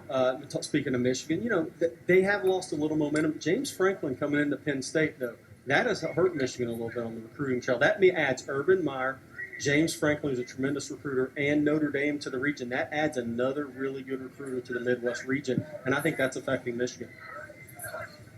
So now Rosen under center. Into the corner. Good coverage. Elevation incomplete. So the receiver went up high. Preston Williams couldn't go get it. Good coverage there by Tavares McFadden. So let's take a look at some of the top recruiting classes. And here you see, as always, a lot of SEC. But to your point, Penn State, James Franklin getting it done. He's done an outstanding job. In Ohio State, we talk about Michigan. Ohio State was a class just 2 weeks ago, was ranked behind Michigan in the 20s, and then just right before the July 4th, they picked up 2 5-star prospects and linebacker Justin Hilliard and defensive lineman Jayshon Cornell. 2 outstanding front 7 defenders helped Ohio State make a big boost up. You see a lot of the usual suspects. Steve Spurrier doing a nice job building that class. And then Miami, 2 ESPN 300 pickups in the past week. Terrell Chapman, a talented tall wide receiver out of Louisiana. And then we saw Jordan Scarlett commit last night and help the Hurricanes move into the number 10 spot. 3rd and 4 on the wheel route. Good adjustment by the receiver to create space. Touchdown. Mock speed rolling here. Mike Weber, indeed, the running back out of the backfield. Out of Cass Tech High School, really one of the top talent producers in the state of Michigan. Absolutely. With Weber right now, Michigan State's the current leader for him. Trent, was that the throw or the play call? No, that was a great play by Josh Rosen. The complex read, only time you're going there is a double press situation. He sees it pre-snap, gets his isolation matchup, drops a diamond there. That's one of the better plays Josh Rosen's had. So Weber with the grab out of the Detroit area. 153 in the ESPN 300. Now the conversion. Gets the call from Charlie Fry.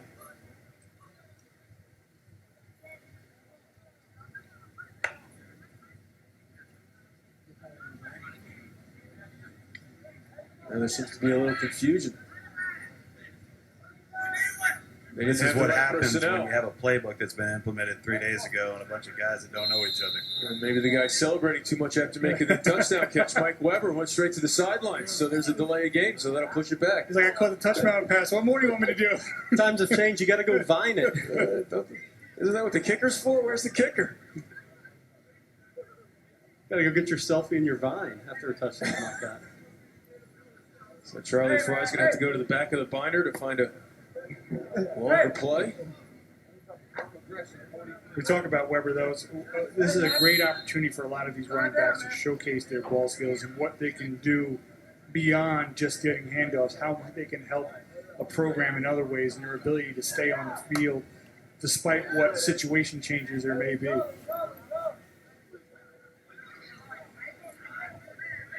It looks like it's going to be spotted at a 13-yard line. Still get 4 or 5 points for this on this conversion.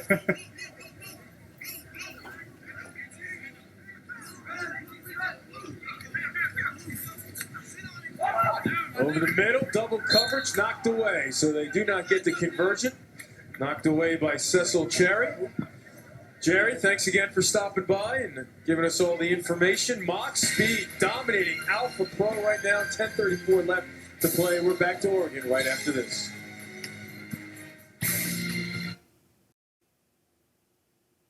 And a reminder that our coverage continues of the opening 7-on Football Championship. Thursday at 8, the nation's top high school football players take the field in the 7-on Championship. The opening, part of ESPN U Summer of Next, Thursday at 8 on ESPN U. Also live on Watch ESPN. Alpha Pro trying to figure things out. Let's listen in on Jordan Palmer's had his hands full today on the offensive end. Trying to get off the schneid here with Alex Malzone.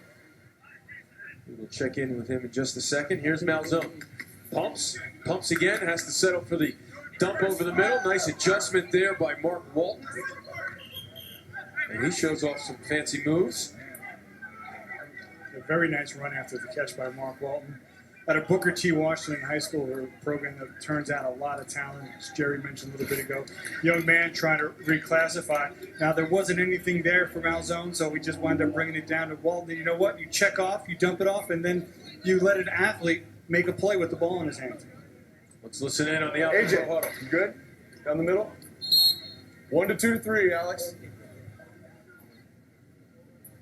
So they're going quickly here, obviously down by 25 points. Oh, this is a touchdown. Oh, coach likes the play call. Malzone gets time, and he is open. Could have been a touchdown, but certainly a big play. Oh, my gosh, I wasn't even looking over there. Where's the ball, sir?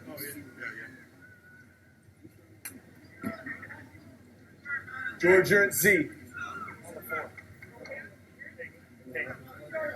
No, I want Slim. 41. 41. All right, you're at Z. AJ, you're at X. You got to slant back side, okay? Win and come across. Get in the end zone. Get 2 yards in the end zone and find a spot. Delay for a sec, Taj. Delay for a sec, Taj. 1 yard outside. Trust it. Hey. The DB's back is like this with the guy running at him. He's open right now. Trust it. Just throw it to him, especially on first down. All right? No worries, though. 40. You got Smith with the back line coming behind it, okay? That's all we are. I want you to get in. Get a couple yards in. I want you to go work about 5 yards inside of him and rip out of it. And then Z, AJ, you're at Z. You're 2 yards from the back of the end line. Let's go for 101, ready? That's A.J. Turner out of Centerville High School in Virginia. Making his announcement this week here in Oregon. You're at F. Coming inside of him and ripping out. You're F this whole drive, Taj.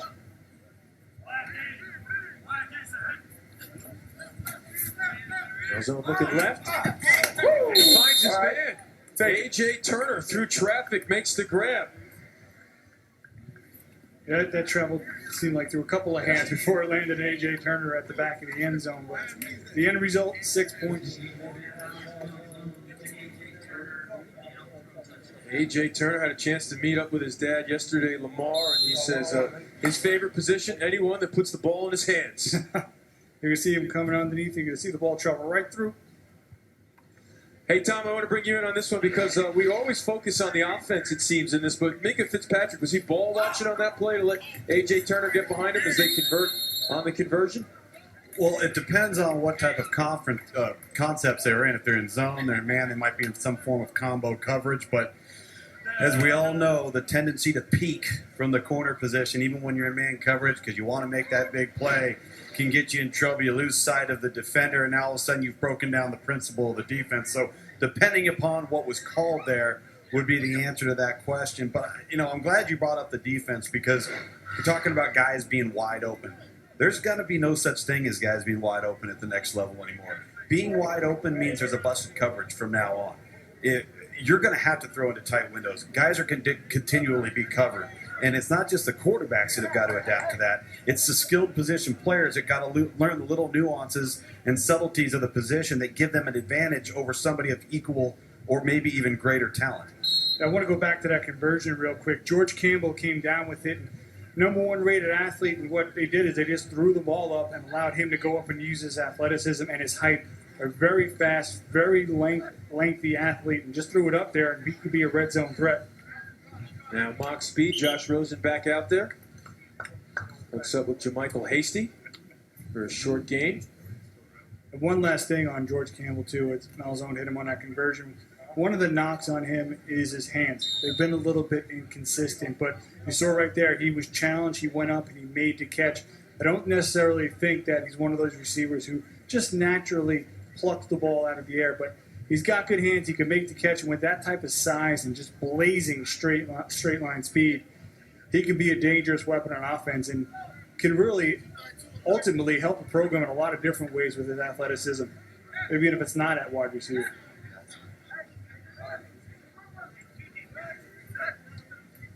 Second and long for Rosen off the play fake. Now the pump down the middle. They read that. That was a little telegraphed into double coverage.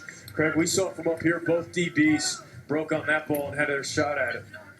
Yeah, Jaquan Johnson, ESPN 300 safety, ultimately making the play right there. You saw they both saw that and were able to converge, and Johnson ultimately making the play.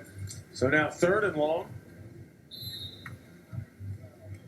Take us inside your world here, along with Tom and Jerry.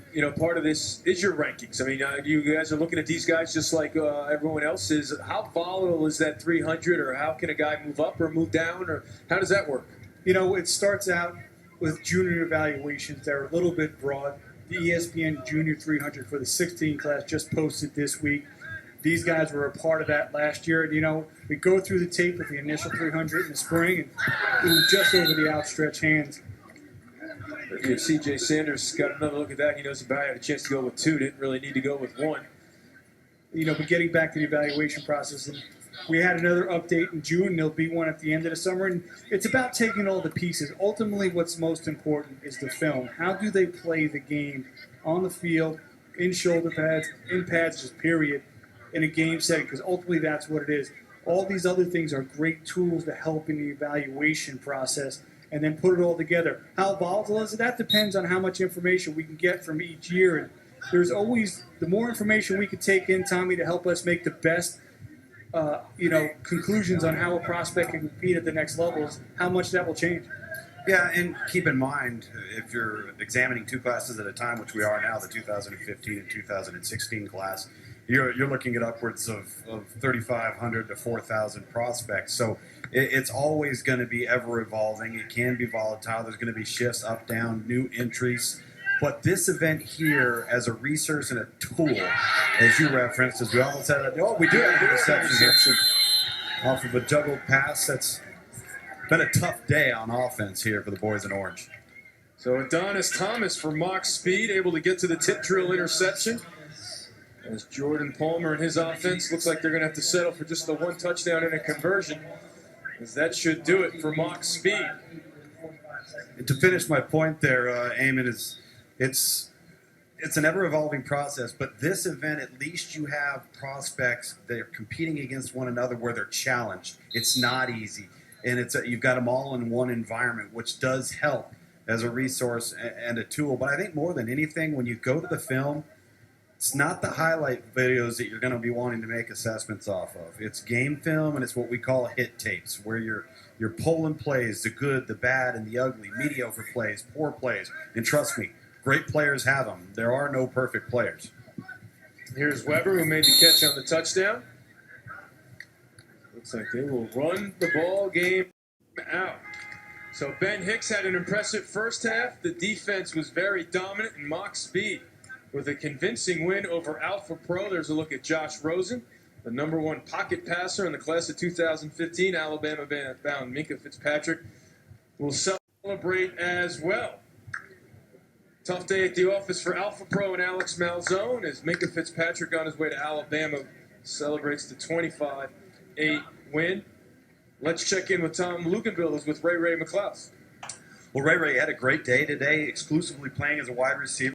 It's a little bit of a shift for you because you're mostly a running back at the high school level. How has this process helped you develop some of the little nuances of the position that you could be playing at the next level? Just going to every camp and learning from new coaches and new techniques, and just and using them in my daily process throughout my game and stuff, and just learning new stuff to use in the game. How much of a temptation is there to have you on the defensive side of the football, and is there any interest from you there? I have a lot of interest in defense, but I think my heart right now is in offense. So, as a running back, from an offensive standpoint, if you're looking at a scheme, how do you think you could best be employed? Just using space, being a playmaker, and just putting the ball in my hands. All right, you had a great day today. Enjoy tomorrow. Thank you. God bless. All right, Emmett.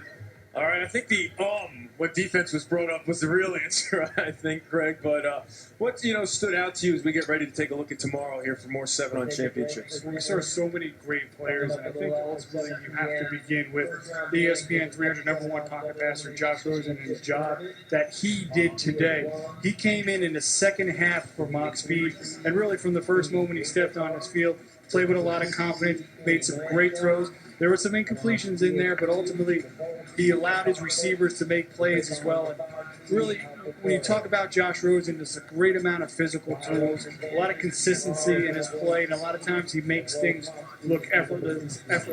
And for Mock Speed, they really put together a great game today. A lot of that came when Josh Rosen stepped on the field in the second half. A lot of great players around him, but a nice performance by the UCLA Rebel commit. And he continues to get coaching from Trent Dilfer and the Elite 11 coaching staff as he walks around here with that #1 ranking on his resume. And don't forget tomorrow as ESPN U brings you coverage of the opening, the 7-on football championship, Thursday at 8. The nation's top high school football players take the field in the 7-on championship.